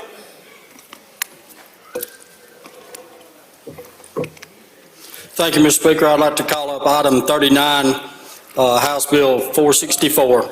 Make the usual motion. Gentleman calls the bill up, moves that the rules be suspended. Bill considered in gross read the third time, placed on final passage. All in favor say aye. Opposed, nay. The ayes have it. Gentleman's recognized. Mr. Speaker, I ask that you recognize the gentleman from Sunflower to handle the bill.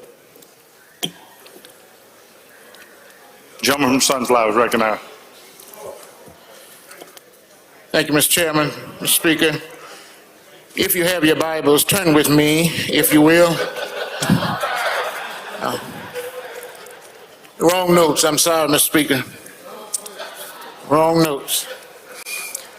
But ladies and gentlemen, this bill requires Mississippi colleges and universities to be transparent about the cost with students and prospective students. What it simply does is it will help Mississippians make more informed decisions about the true cost of colleges. And it will kind of bring some transparency and make those colleges more accountable. What we have is a lot of first-generation students really don't know the true cost of student loans in comparison to federal aid that they may receive. And so what this does, it will make it more transparent so families can make those decisions for themselves and their prospective students. Questions? Gentleman from Hines, Mr. Bell. Thank you, Mr. Speaker. Gentlemen, you yield. Reluctantly. Is it true that you recite Martin Luther King videos every night before you go to sleep? Not every night, but at least once or twice a year. Yeah. Thank you, gentlemen. Yes. Gentleman from Lamar, Mr. Tubb. Yes, sir. Do gentlemen yield? I do. Yes, sir. In this bill, does it require them to provide the average earned income of that degree that they're pursuing? Yes, sir. It does, and it also gives them some sort of perspective when they graduate, when they complete it, what they'll be making in regards to the student loans that they may have. So yes, sir. Thank you. Thank you. Sounds like a good bill. Thank you. All right, I don't see any further questions. Open the machine, Madam Clerk. Question occurs on House Bill 464. If you favor the bill, vote aye. If you're opposed, vote nay. Has everyone voted? Close machine, Madam Clerk. By vote 122 yeas, 0 nays, the bill passes. Next item. Mr. Speaker, I go to House Bill number 720 and make the usual motion. Gentleman calls the bill up, moves that the rules be suspended. Bill considered in gross read the third time, placed on final passage. All in favor say aye. Opposed, nay. The ayes have it. Gentleman's recognized. Ladies and gentlemen of the House, this bill simply gives MDES a set of guidelines for minimum standards for fighting fraud in Mississippi in case there's a change at the governor's office or in their office where they have some minimum standards, and they've agreed to this language. That's an explanation of the bill. Questions? Lady from Jones, Ms. Scott. Thank you. Gentlemen, this is House Bill 720, right? Yes, ma'am. Was your explanation about fraud, prevention, detection, and recovery? Yes, ma'am. Okay, can you tell me then, can you say that again? Because I didn't quite understand what you explained. This bill just simply puts minimum standards at MDS to combat fraud in Mississippi. In case there's a change in their leadership, there's nothing on the books that requires them to do anything about fraud at this time. This just puts a minimum standard on it. They actually do a tremendously amount more than what's in this bill, but this just puts some minimum guidelines for them to follow. Okay, now, and I'm for this. But did the committee consider all of the monies that are involved over at the Mississippi Employment Security Commission? You know, they do, through their workforce, they have these situations where they have contracts with companies and, you know, they have training and all of that, where we know there is probably some fraud. But I noticed that the only thing that you all identified was unemployment insurance and collection of tax contributions. Why did the committee not address everything that has to do with disbursements of monies or monies that are utilized through that agency to root out fraud? Ma'am, this was the only thing that was brought to us by them to look at. That we were asked to look at was the unemployment. We were not asked to look at those other resources of funds. And so I guess they're saying that there's no fraud in those areas. No, ma'am, I don't think it was them. This was, you know, if there is fraud out there, that would be for the state auditor to look at those type things. And he has not brought anything legislative that he needs from us to be able to do that. And again, gentlemen, I'm going to support this, I guess. But, you know, we had, what, a $200 million fraud case over at DHS, and they were looking at the little SNAP benefits when Brett Favre, you know, New, or whoever those people were, made off with all that money. And so I was trying to make sure that when we're trying to root out fraud, that we look everywhere that fraud could possibly occur. I don't disagree with you, lady. That just was not brought to my committee. Mm-hmm.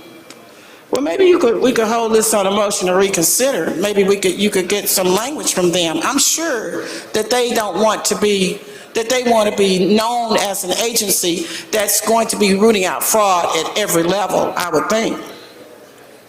At least I would hope so. These are just standards that they have asked for us for minimum standards. I think there is other standards in fraud for that other funds that they're overseeing, but again, that would be for the state auditor to look at. I would rather not do that. Jim from Marion, Mr. Morgan. Thank you. Sorry about that, Mr. Speaker. I was distracted. I had company over here. No, I'm not. Do you have a question, gentlemen? No, sir. Thank you. I'm sorry. All right. I don't see any further questions. Open the machine, Madam Clerk. Question occurs on House Bill 720. If you favor the bill, vote aye. If you're opposed, vote nay. Has everyone voted?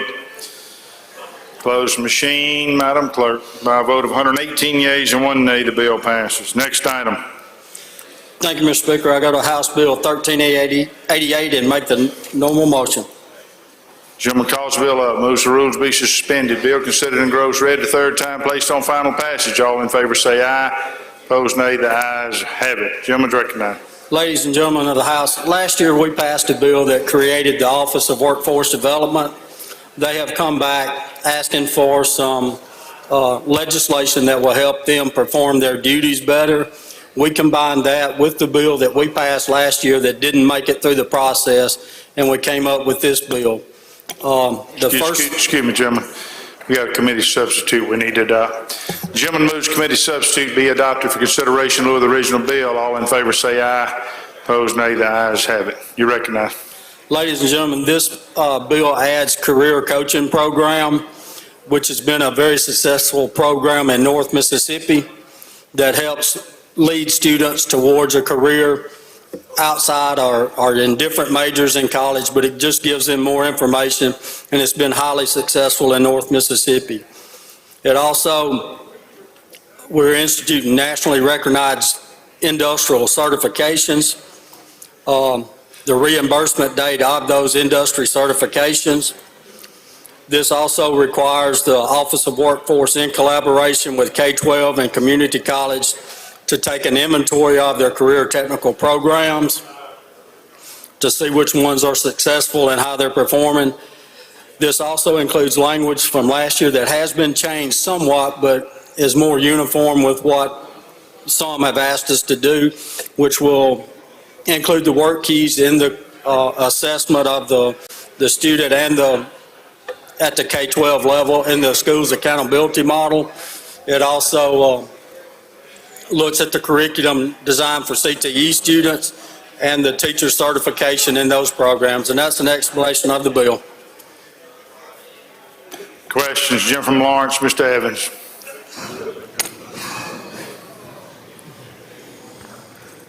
Thank you, Speaker. Gentleman, you? Yes, sir.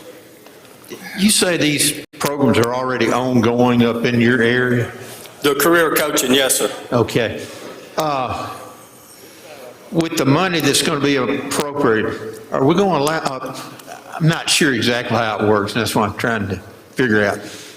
Do we give the money to the school districts or whatever to hire additional teachers to do this, or is this people that come out of perhaps the private sector that have experience that just come in intermittently, or how does that really work? Generally, the way it works in North Mississippi and what we want to model across the state is it does come from industry, and they are actually paid by the Create Foundation in North Mississippi, which is an outside group that wants to promote education in Mississippi.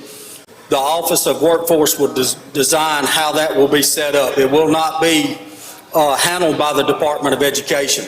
So they feel like they will get a freer industry advising these students on their career paths. Okay, thank you. Jim from Scott, Mr. Miles. Thank you, Mr. Speaker. Will the gentleman yield? Yes, sir. Gentlemen, so is this basically the same bill that we've passed for the last 2 years that you and the Speaker have worked so hard on with the ACT work keys, pretty much? Yes, sir. It includes that, plus several other things that we've added for the Office of Workforce Development, but yes. And our current curriculum, you know, I heard from a little bird one time, twerping on the radio, said that our current curriculum in the high schools is not set up for college and career readiness, is it? I personally believe the curriculum is set up to steer kids to college and not necessarily careers. And we're promoting more academics instead of life skills. And this will allow school systems to use the life skills and maybe CTE programs that better prepare students that are not going to college.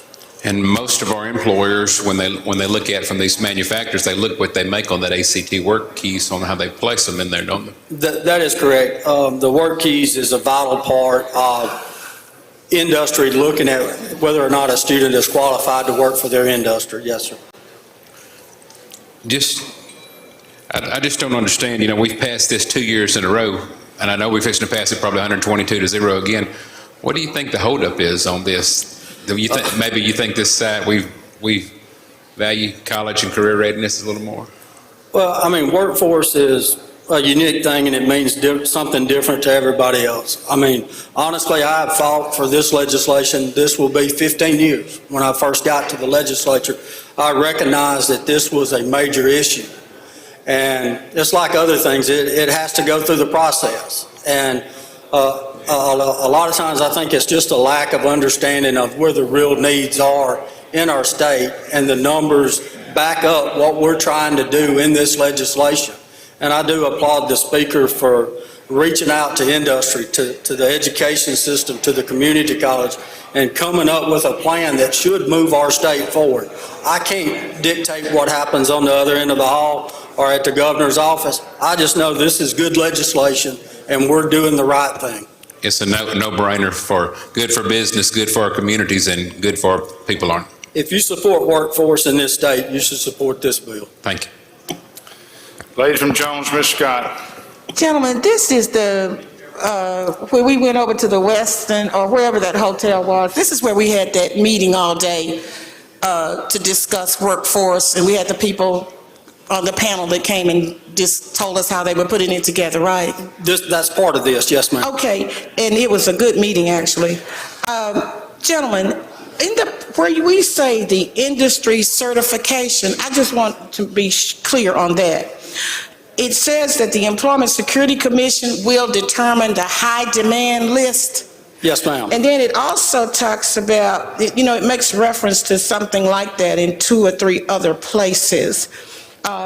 It talks about the occupations that are in demand. So healthcare would also be considered an industry under this bill, right? Yes, ma'am. Okay. Yes, ma'am. Okay, well, that's what I wanted to make sure, that healthcare. This is a good bill, gentlemen. I hope that the Senate will entertain it. Don't see any further questions. Open the machine, Madam Clerk. Question occurs on House Bill 1388. If you favor the bill, vote aye. If you're opposed, vote nay. Has everyone voted? Has everyone voted? Close machine, Madam Clerk. By vote 122 yeas, 0 nays, the bill passes. Next item. Thank you, Mr. Speaker. I'd like to go to item number 42. I ask that they remain on the calendar at the same place, Mr. Speaker. Any objection? Hearing none, we will do that. Thank you, Mr. Speaker. I'd like to go to item number 43, House Bill number 365. Call up and make the usual motion. Chairman calls the bill up, moves the rules be suspended. Bill considered and gross read the third time, placed on final passage. All in favor say aye. Opposed, nay. The ayes have it. You want the committee sub? And we do have a committee sub, Mr. Chairman Speaker. moves committee substitute be adopted for consideration of the original bill. All in favor say aye.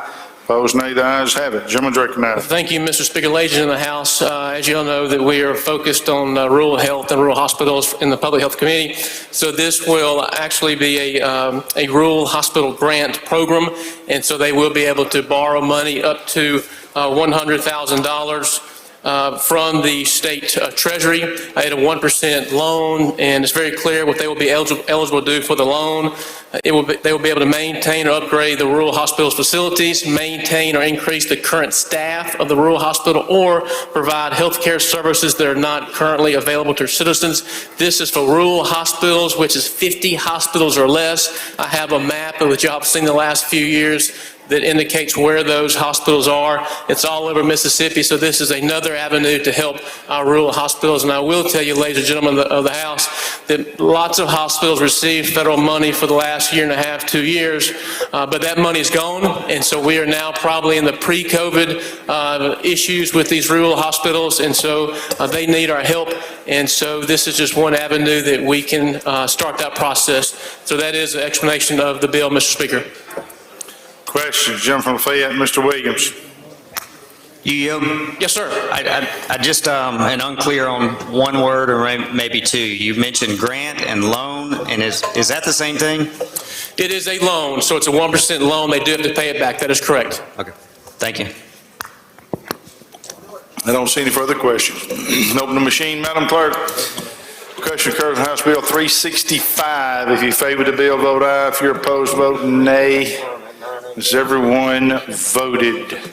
Okay. Yes, sir. Closed machine, Madam Clerk. By vote 117 yeas and 5 nays, the bill passes. Next item. Thank you, Mr. Speaker. I'd like to go to item number 44, House Bill 732. Called up and make the usual motion. Gentleman calls the bill up, moves the rules be suspended. Bill considered and gross read the third time, placed on final passage. All in favor say aye. Opposed, nay. The ayes have it. Gentleman's recognized. Thank you, Mr. Speaker. Ladies and gentlemen of the House, the federal government has passed the legislation called the 988. So this is a federal mandate that we have to implement. And basically, this is similar to the 911, a number that we're all used to. But this 988 number will be for behavioral cases versus what we typically call 9114. I met with the gentleman from Harrison who's worked very hard on this, and we have met with the leadership of the Department of Mental Health. And so they want us to form a study committee because they want to see what other states are doing. So this simply will form a study committee. We will determine how we're going to fund it, where will it be in the state, how many offices will it be located, and I really do think this can really benefit our citizens because we know we're having a lot of mental health issues with the COVID and many other things that's happening to our citizens. So this is one avenue that we're going to be able to treat our patients. I think we'll take some pressure off the 911 system and off our the ambulances that are coming and doing a great job picking up our patients. So this is the explanation of the bill, Mr. Speaker. Questions? I don't see any. Open the machine, Madam Clerk. Question occurs on House Bill 732. If you favor the bill, vote aye. If you're opposed, vote nay. Has everyone voted? Close the machine, Madam Clerk. By a vote of 120 yeas, 0 nays, the bill passes. Next item. Thank you, Mr. Speaker. I'd like to go to item number 46, House Bill 20. Call up, make the usual motion. Item 45. 45. Gentleman calls the bill up, moves the rules to be suspended. Bill considered in gross read the third time, placed on final passage. All in favor say aye. Opposed, nay. The ayes have it. Thank you, Mr. Speaker. Will you please recognize the gentleman from Rankin? Gentleman from Rankin. Thank you, Mr. Speaker. Ladies and gentlemen of the House, we've passed this bill unanimously before. All this does is if you can give an anatomical gift, excuse me, I didn't say that correctly, or organ transplant, you cannot be denied those just because of a disability as long as you're medically able to receive them. That's all it does. I'll take any questions.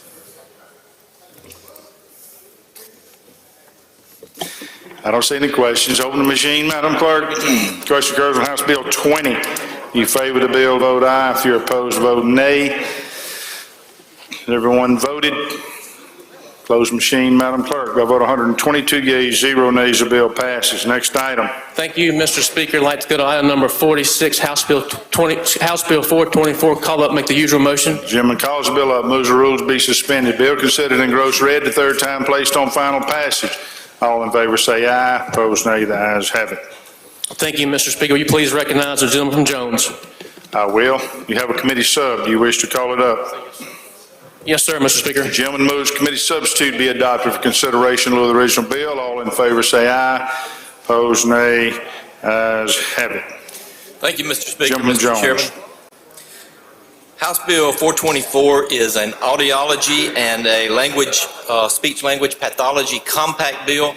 Basically, what this does is allow the audiologist and the speech-language pathologist in the state to join in a compact with other states. There are 15 other states that have joined in this compact. A lot of them. Gentlemen, you need to speak in that microphone, please. I'm sorry.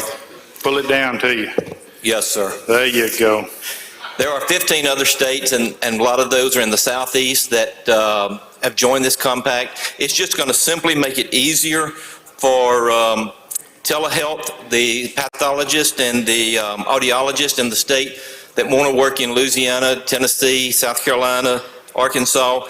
These will give them that ability to cross the state lines, but also to do telehealth in these areas. And it's just going to make it easier for the Mississippi audiologist and speech pathologist to work.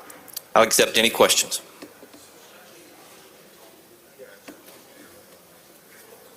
Jim from Hines, Mr. Brown. Gentleman yield. Yes, sir. This looks like a very expensive technical apparatus. How much is this going to cost the state of Mississippi? This will not cost the state of Mississippi anything. This is just a compact saying that the Mississippi license will be valid in these other surrounding states. So it's not going to cost us anything. To make it comparable to the other states? Yes, sir. As long as their license is comparable to ours, then yes, they can work in the other states. Not going to cost a dime? No, sir. Thank you. Yes, sir. I don't see any further questions. Open the machine, Madam Clerk. Question occurs on House Bill 424. If you favor the bill, vote aye. If you oppose, vote nay. Has everyone voted? Close the machine, Madam Clerk. By a vote of 121 yeas, 0 nays, bill passes. Next item. Thank you, Mr. Speaker. I'd like to go to item number 47, House Bill 860, called up, make the usual motion. Gentleman calls the bill up, moves the rules be suspended. Bill considered and grows read the third time, placed on final passage. All in favor say aye. Opposed, nay. The ayes have it. Thank you, Mr. Speaker. Will you please recognize the lady from Lincoln? Lady from Lincoln. Thank you, Mr. Speaker. Mr. Chairman, House Bill 860 is known as Jenna's Law. Jenna was a 16-year-old girl that many of us knew in here that died after a seizure while she was in bed asleep. She was postictal and she smothered in her covers after a seizure, so we wanted to name this bill after her. The term sudden unexpected death in epilepsy means a death in a patient previously diagnosed with epilepsy due to no trauma or anything else. The reason for this bill, there's no autopsy that is required, but these families just want, if the victim died of a seizure, as in her case, on her death certificate, it said of smothering. But what they're trying to do is just get statistics of how many people die this way so they can ask for further things like alarm systems. They just want further studies into this, and without the knowledge of how many deaths that happen in the state, we can't help them. Very simple, and I'll be glad to answer any questions.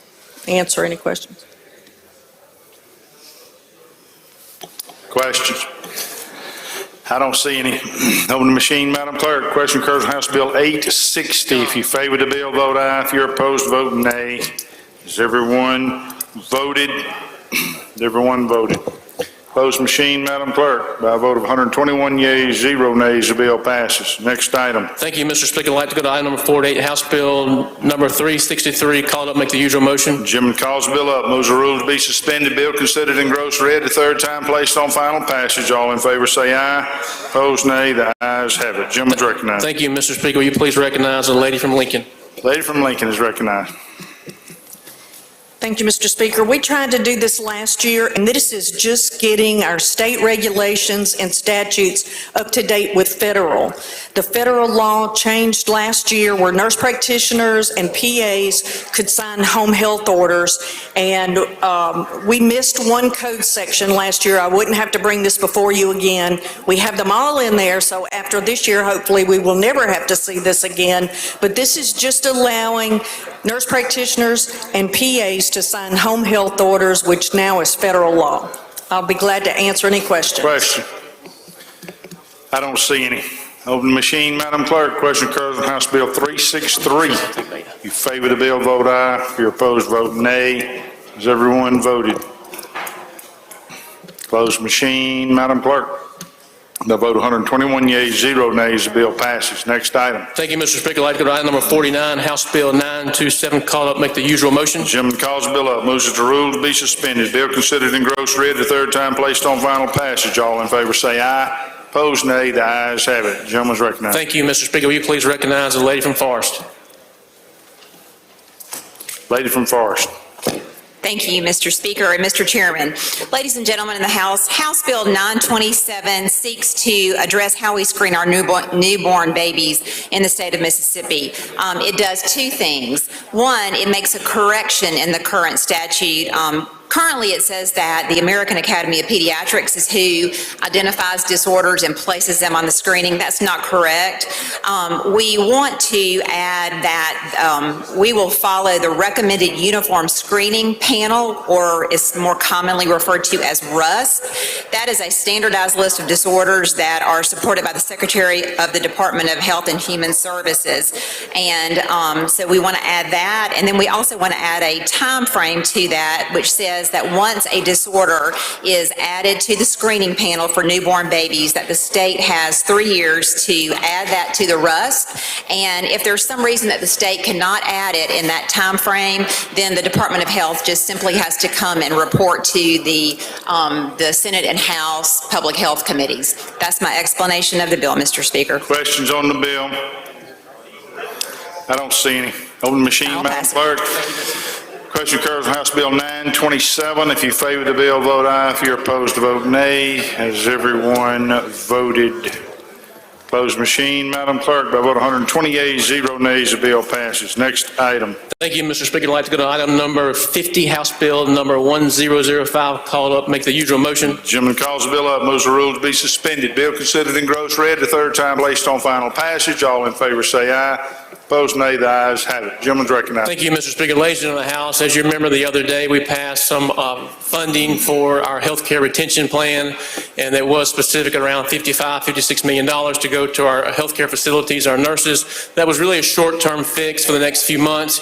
Today, House Bill 1005 is a piece of legislation that is a forgivable loan program for the study in nursing, LPN, RN, or advanced nursing practitioners. So our goal is to, again, create more nurses, and that's what this legislation does. It does not have a total amount figure on it right now. We are still not positive if it will be general funds or federal funds as well, so we're working through that right now. But this could be a long-term fix to get more nurses in our state, because we do know without the nurses at the beds, then that's why you're seeing no beds available at our hospitals. This could have a long-term solution. So that is the explanation of the bill, Mr. Speaker.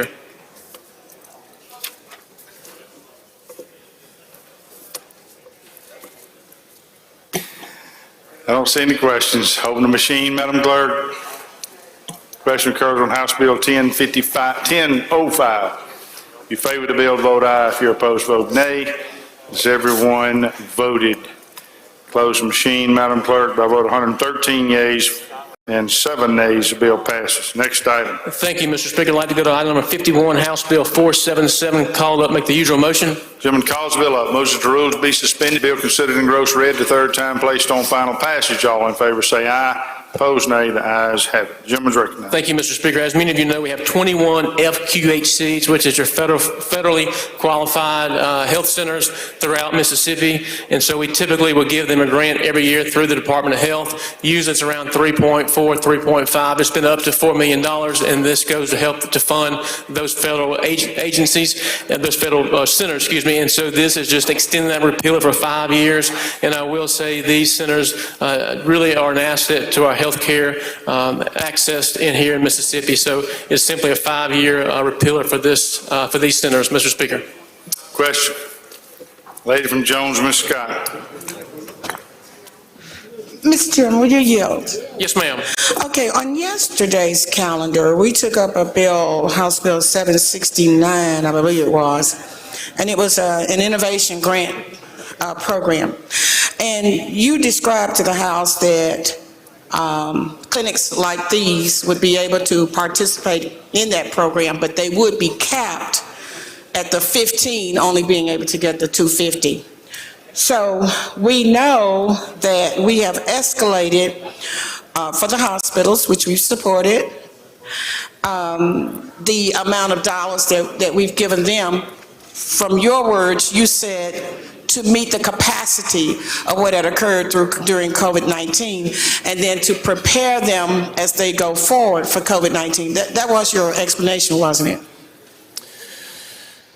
Well, lady, it may have been, I cannot remember my explanation from yesterday. So I would tell you that I'm a fan of these FQHCs. They will be able to apply for that grant from yesterday. And so each one of these are a different entity, so they will be able to apply. This is just extending that repealer. And my goal, as I said to you yesterday, that I'm hopeful to get more than the $3.5 million that we usually do in the appropriation. But this is just extending that repealer for today. Okay, but gentlemen, on yesterday, we passed a bill on yesterday's calendar. We passed a bill that was, as you described in your explanation here on this bill, $50+ million. so that the hospitals could recover some capacity, but could also prepare going forward, since we expect to have, that was your explanation. I think maybe later, there's two different bills. One bill yesterday was the $56 million, which was for it has a specific amount of money. It was for the Healthcare Retention Act. The other one, and I think you may be referring to, which was the local provider. We did not have a amount in that. We took that money out because we were not sure what that total amount would be. But there was a cap Yes, in ma'am. the explanation, correct? Okay, so with the hospitals, which we support, we said we would put $56 million in that bill for the expressed reason of helping them to recover from the capacity that they had expended during the height of COVID-19. That was your explanation, right? Well, yes, Letty, but again, just to make sure we're on the same page, it was $40 million was for your healthcare workers at the hospitals. It was 2.5 for your ambulances. It was $7 million for your skilled nursing. So that was in that total bill. Okay, and so we took care of other entities, but it was for capacity building, whether it was for salaries or technology and the things that you explained.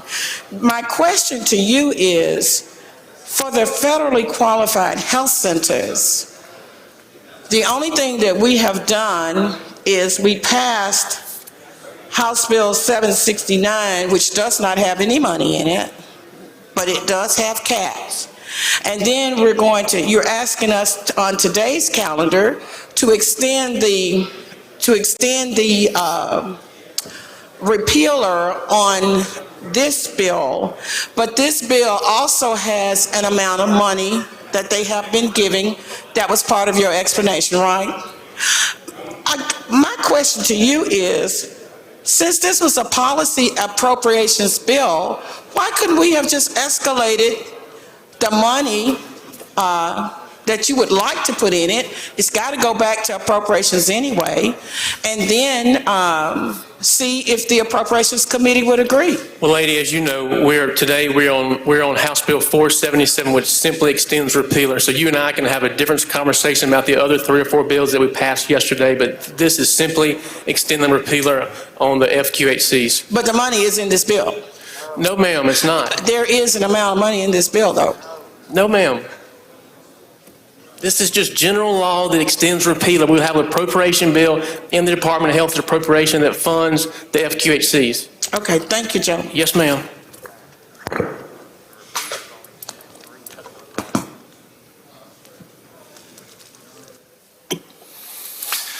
Don't see any further questions. Open the machine, Madam Clerk. Question occurs on House Bill 477. If you favor the bill, vote aye. If you're opposed, vote nay.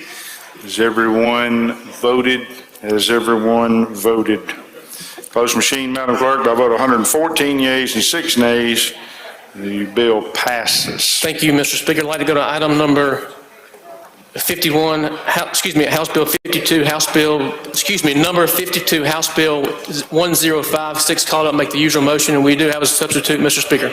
Committee sub. Gentleman calls the bill up, moves the rules to be suspended. Bill considered in gross read the third time, placed on final passage. All in favor say aye. Opposed nay. The ayes have it. Gentleman moves committee substitute be adopted for consideration in lieu of the original bill. All in favor say aye. Opposed nay. The ayes have it. I guess Jim from Harrison's going to present it? Yes, sir. You're recognized. Thank you, sir.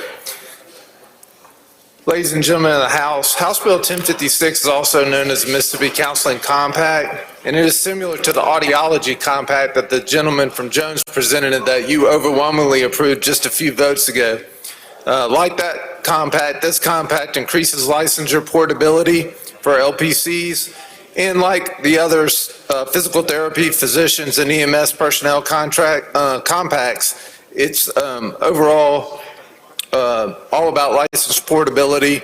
And it's worth noting that the Department of Defense has listed this as a top priority, and also this is approved by the state and national associations. Mr. Speaker, that concludes an explanation of the bill.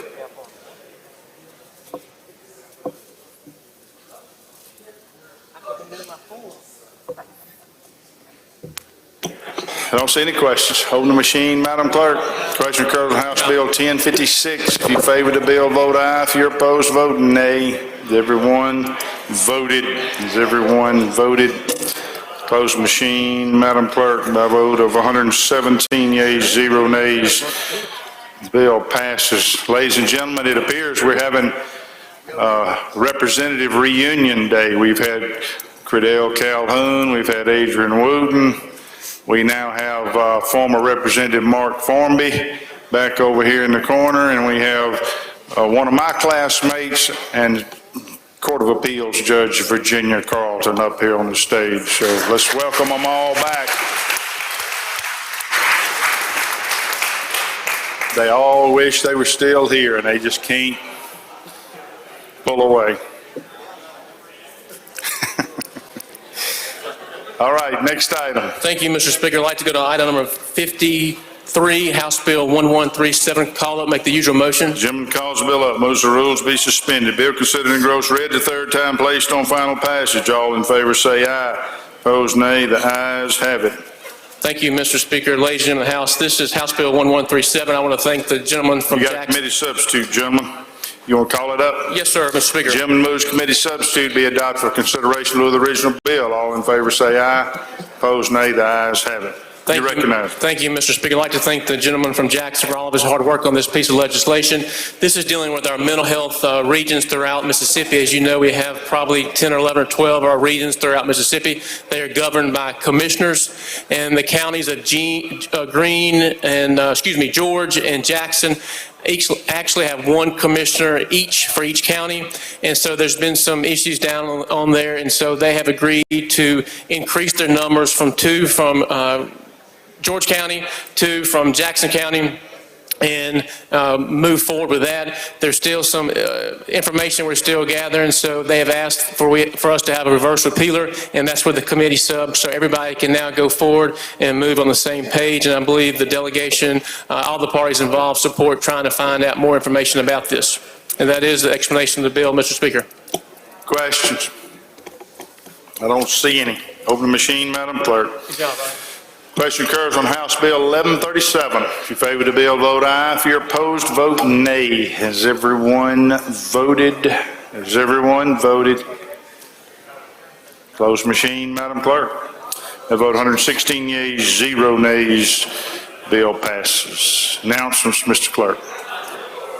Announcements, Madam Clerk. Announcements by the members. Gentleman from Pike, Mr. Porter. Thank you, Mr. Speaker. I have a request. I'd like to request unanimous consent to change my vote on House Bill 1479 from yea to nay. Any objection? Change the gentleman's vote.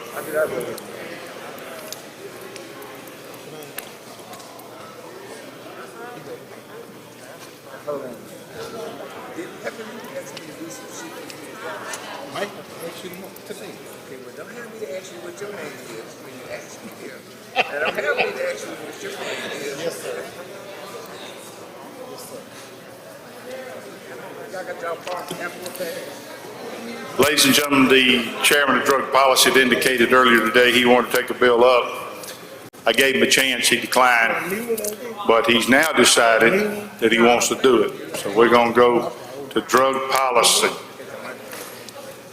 Thank you, Mr. Speaker. I'd like to go to item 56, House Bill 679, make the usual motion.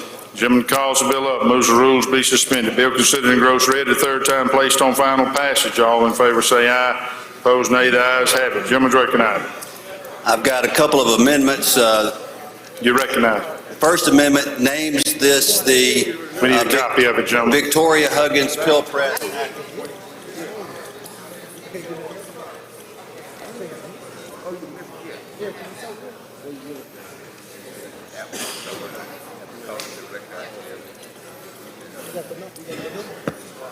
Okay, I'm going to explain the amendments and then explain the bill. So this is the Victoria Huggins Pill Press Act of 2022. This is a bill that came through drug policy. It also came through Judd B. We've had a problem with people selling illegal pills, and they use pill presses in order to make these pills. And what we were requiring is for them to register these pills. Now, the amendment number 2, I need to explain to you. We wanted to make sure that those who were using pill presses for things other than illicit drugs would not be penalized. And so we weren't going to punish someone who made general vitamins or whatever with their pills. So basically, amendment number 2 says any person who possesses a pill press, a tableting machine, encapsulating machine, or similar equipment which is used or intended to be used or designed to be used to manufacture a controlled substance or counterfeit controlled substance shall register such pill press, tableting machine, encapsulating machine, or similar equipment with the State Board of Pharmacy. So it's free to register the pill press. They're probably not going to register it, but it does give our Bureau of Narcotics and our law enforcement the ability to charge them with paraphernalia for having these pill presses that they're using to make illegal pills. So that's my explanation of the amendment, and that's what the bill does. Happy to yield for questions. If there are none, I move passage. Final Questions passage. on the amendment? I don't see any. If you favor the amendment, indicate by saying aye. Opposed, nay. Ayes have it. Do you have another amendment? I'm on final passage now. I explained the Second Amendment already. So I move passage of the Second Amendment. Final passage. Any question? You don't have a Second Amendment. The First Amendment named it the Victoria Huggins Act. I'm getting clarification from Madam Clerk. The gentleman has 2 amendments. He explained them both at the same time. So now we're on the Second Amendment. Any questions on the Second Amendment? Do you even know what the Second Amendment is? I do. All right. You have a question on the amendment? I don't see any. In favor of the Second Amendment, indicate by saying aye. Opposed, nay. Ayes have it. Now we go on the bill. Final passage. I move final passage. Any questions on the bill? Gentleman from Prentice, Mr. Arnold. Thank you, Mr. Speaker. Gentleman, you. Yes, I do. Is there any means of registering who purchases these things so that our MBN guys and others can track down who's pressing these things, including fentanyl? The problem is that there are people who use these machines who aren't doing anything wrong. And so we didn't want to make it a felony for someone who was using this by going to a general nutrition center and getting some vitamins or supplements, making their own capsules. So the idea was that we weren't going to make everyone register these, only the ones who are doing it to make something illegal. And so we're making it a crime for them to have possession of a pill press and use it to make a controlled substance or a counterfeit controlled substance, and they can add that to the penalty phase of what they charge them with. So it's simply an enhanced charge to some degree? Absolutely. Okay, thank you, gentlemen. Yes, sir. Gentleman from Alcorn, Mr. Bain. Thank you. Thank you, Mr. Speaker. Gentlemen, you and I back in, will you yield first? I do yield. You and I had a hearing back in the summer, correct? We did. And as part of that hearing, we talked to a number of people, and those included law enforcement officials and mental health officials about different ways to attack drug abuse and fentanyl abuse and the stuff like that, correct? That's correct. And based on the outcome of that hearing, you and I both, you filed this bill as a result of that. That's correct. And we believe that this will help to curb the epidemic that we're facing in fentanyl. That's correct. And other overdoses. Yes, sir. And you renamed this the Victoria Huggins bill. That is named for a lady who is from Corinth who perished, and is also the niece of former Mississippi Highway Patrolman, Public Safety Commissioner David Huggins. Is that correct? I believe it's his daughter. Well, niece, but yes. Okay, niece, okay. Okay. Okay, yes. All right, thank you. Yep, okay. Gentleman from DeSoto, Mr. Criswell. Thank you, Mr. Speaker. Will the gentleman yield? I do. I appreciate your amendment, and I think that makes this much better. I just have one question when you were talking about that. In one of you said it was if designed for illegal substances. I'm not sure what that means. Could you help me with that? Sure. It says, or designed to be used to manufacture a controlled substance or counterfeit controlled substance. So they're making pills that look like a Xanax, but they're but they're actually whatever it is they want to put in it with fentanyl in it or whatever, but they make the outside of the pill look like a prescription drug, so that when a person is sold it on the street, they think they're buying something that's been approved by the FDA and come from a pharmacy. Okay, so those descriptors are about the drug or the pill that they're pressing, not the press. Is that correct? The design. But if they use a press to make those counterfeit drugs, they're going to be penalized for using that press, yes. Right, okay. I'm still a little confused. As long as you're not doing anything wrong, you're not penalized. Okay, I'll leave it there. Thank you. Yep. I don't see any further questions. Open the machine, Madam Clerk. Question occurred from House Bill 679. If you favor the bill, vote aye. If you're opposed, vote nay. Has everyone voted? Close the machine, Madam Clerk. By vote 113 yeas, 6 nays, the bill passes. Next item. Thank you, Mr. Speaker. With unanimous consent, I ask that we go to item 70, House Bill number 681. Any objection? Call it up and make the usual motion. I don't hear any valid objection. All right. Gentleman calls the bill up, moves the rules be suspended. Bill considered and engrossed, read the third time, placed on final passage. All in favor say aye, opposed nay. The ayes have it. Gentleman's recognized. This is a very simple bill, and as Chairman of Drug Policy, we hear from different agencies from time to time asking us to place different drugs on the controlled substance list. And I have, this bill will place kratom on the controlled substance Schedule 1 list. I have a letter here in my hand from the Sheriff's Department in Rankin County and Simpson County and the Rankin-Madison County DA asking me to place this on the Schedule 1 list. I have a letter here from the Mississippi State Medical Association asking me to place kratom on the Schedule 1 controlled substance list. And I have a letter here from the Mississippi Bureau of Narcotics also supporting scheduling kratom as a Schedule 1 controlled substance. And so this bill would place kratom on Schedule 1. It's already been placed on Schedule 1 by 27 cities in Mississippi and 12 counties. It has been banned in Alabama, in Tennessee, and in Arkansas, and it is known to be an opioid-like drug that causes lots and lots of problems, and it's currently being sold in gas stations across our state that any child can go in and buy. And so this is a drug that has no medicinal value. On the package it says only to be used as a botanical specimen. So go figure that. They can't even import it from Southeast Asia as a drug because it's not approved. And so I would be happy to, that's my explanation of the bill, be happy to yield for questions. Gentleman from Hines, Mr. Bell.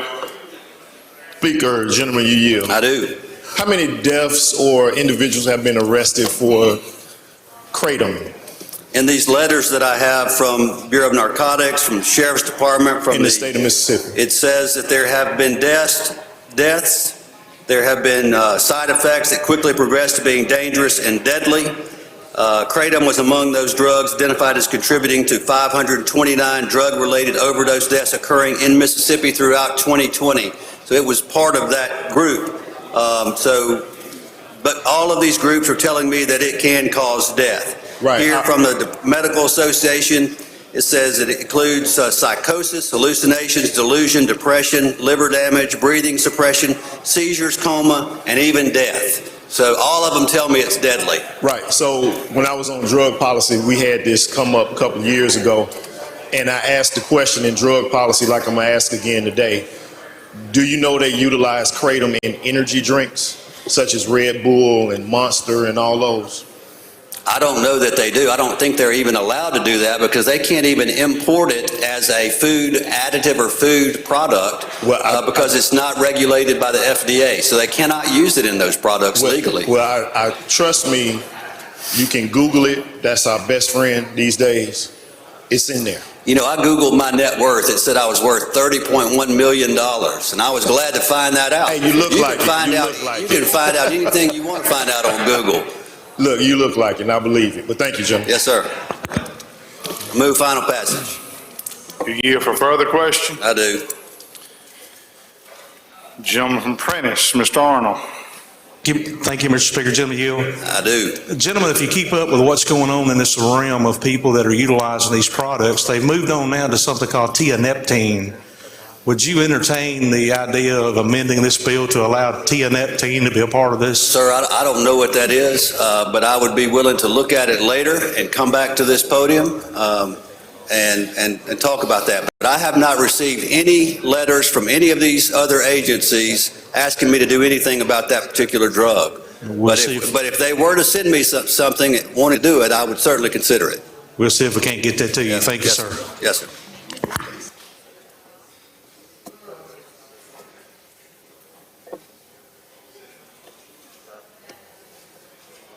Move final passage. The lady from Hines, Ms. Foster. Yes, ma'am. Thank you, Mr. Speaker. I yield. I have an introduction out of order. All right, gentleman from Adams, Mr. Johnson. Yes, will the gentleman yield? I do. I just got a call from a reporter, Clark Kent, and he wanted to know whether or not he could put kryptonite on that list. Is that be okay? I'm sure Clark Kent would love kryptonite to be scheduled. All right, thank you. I Yeah. appreciate that. We can offer an amendment.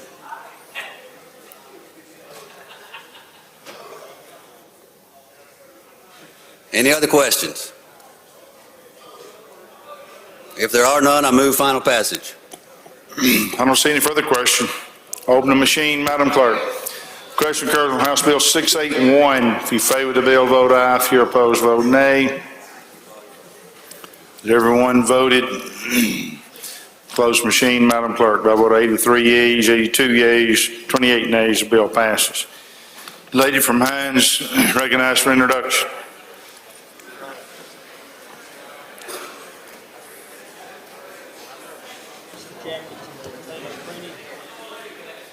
Speaker. Try it now. Thank you, Mr. Speaker. Ladies and gentlemen of the House, I would like for you all to look to the North Gallery, and I would like to recognize Judge Tiffany Grove, Chancery Judge, District 5.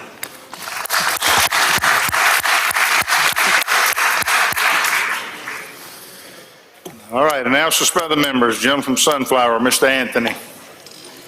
Thank you, Mr. Speaker. I'd like unanimous consent to change my vote and my desk mate's vote on House Bill 422 from yes to no.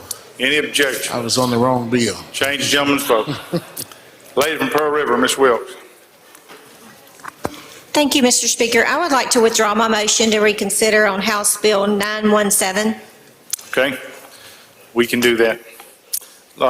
Lady from Jones, Ms. Robinson. Thank you, Mr. Speaker. Tomorrow, Friday, is the American Heart Association Wear Red Day. It's to increase the awareness of heart disease and stroke risks for women.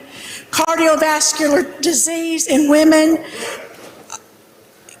kill 1 in 3 women every year.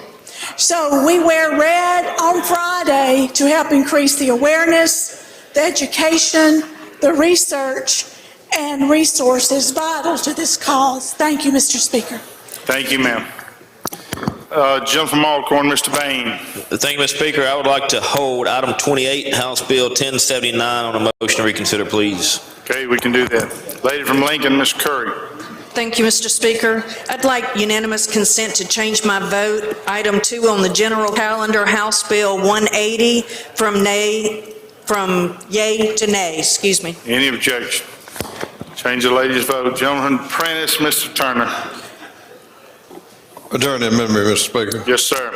I'd like the House to join me today in adjourning in memory of Miss Edith Hardy Carlock. That was a Christian matriarch from the Blair community who left this life to continue her eternal journey on January the 21st. Thank you, sir. Lady from Jones, Ms. Scott. Yes, thank you so much, Mr. Speaker.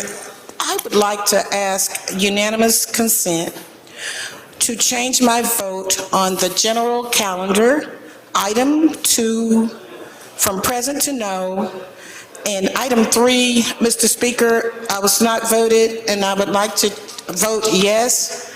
And Mr. Speaker, my desk mate and I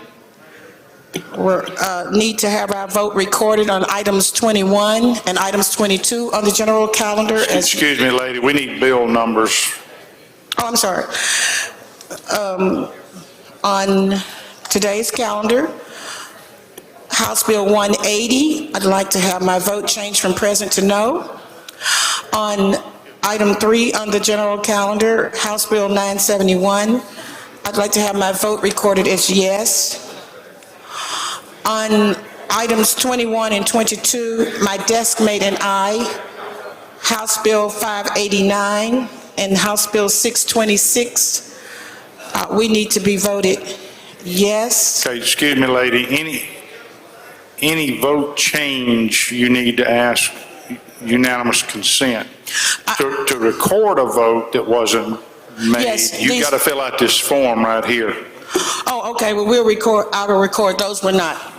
Yes, the clerk requests that this form be filled out for any vote that wasn't recorded. Okay, on item 20, I would like to ask unanimous consent to have my vote change from yay to nay. That's House Bill 689. Any objection to the vote changes?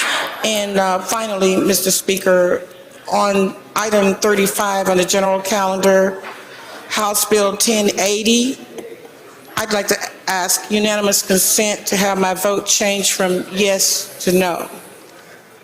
Any objection? Change the lady's vote. Any further announcements? Gentleman Jackson, Mr. Barton.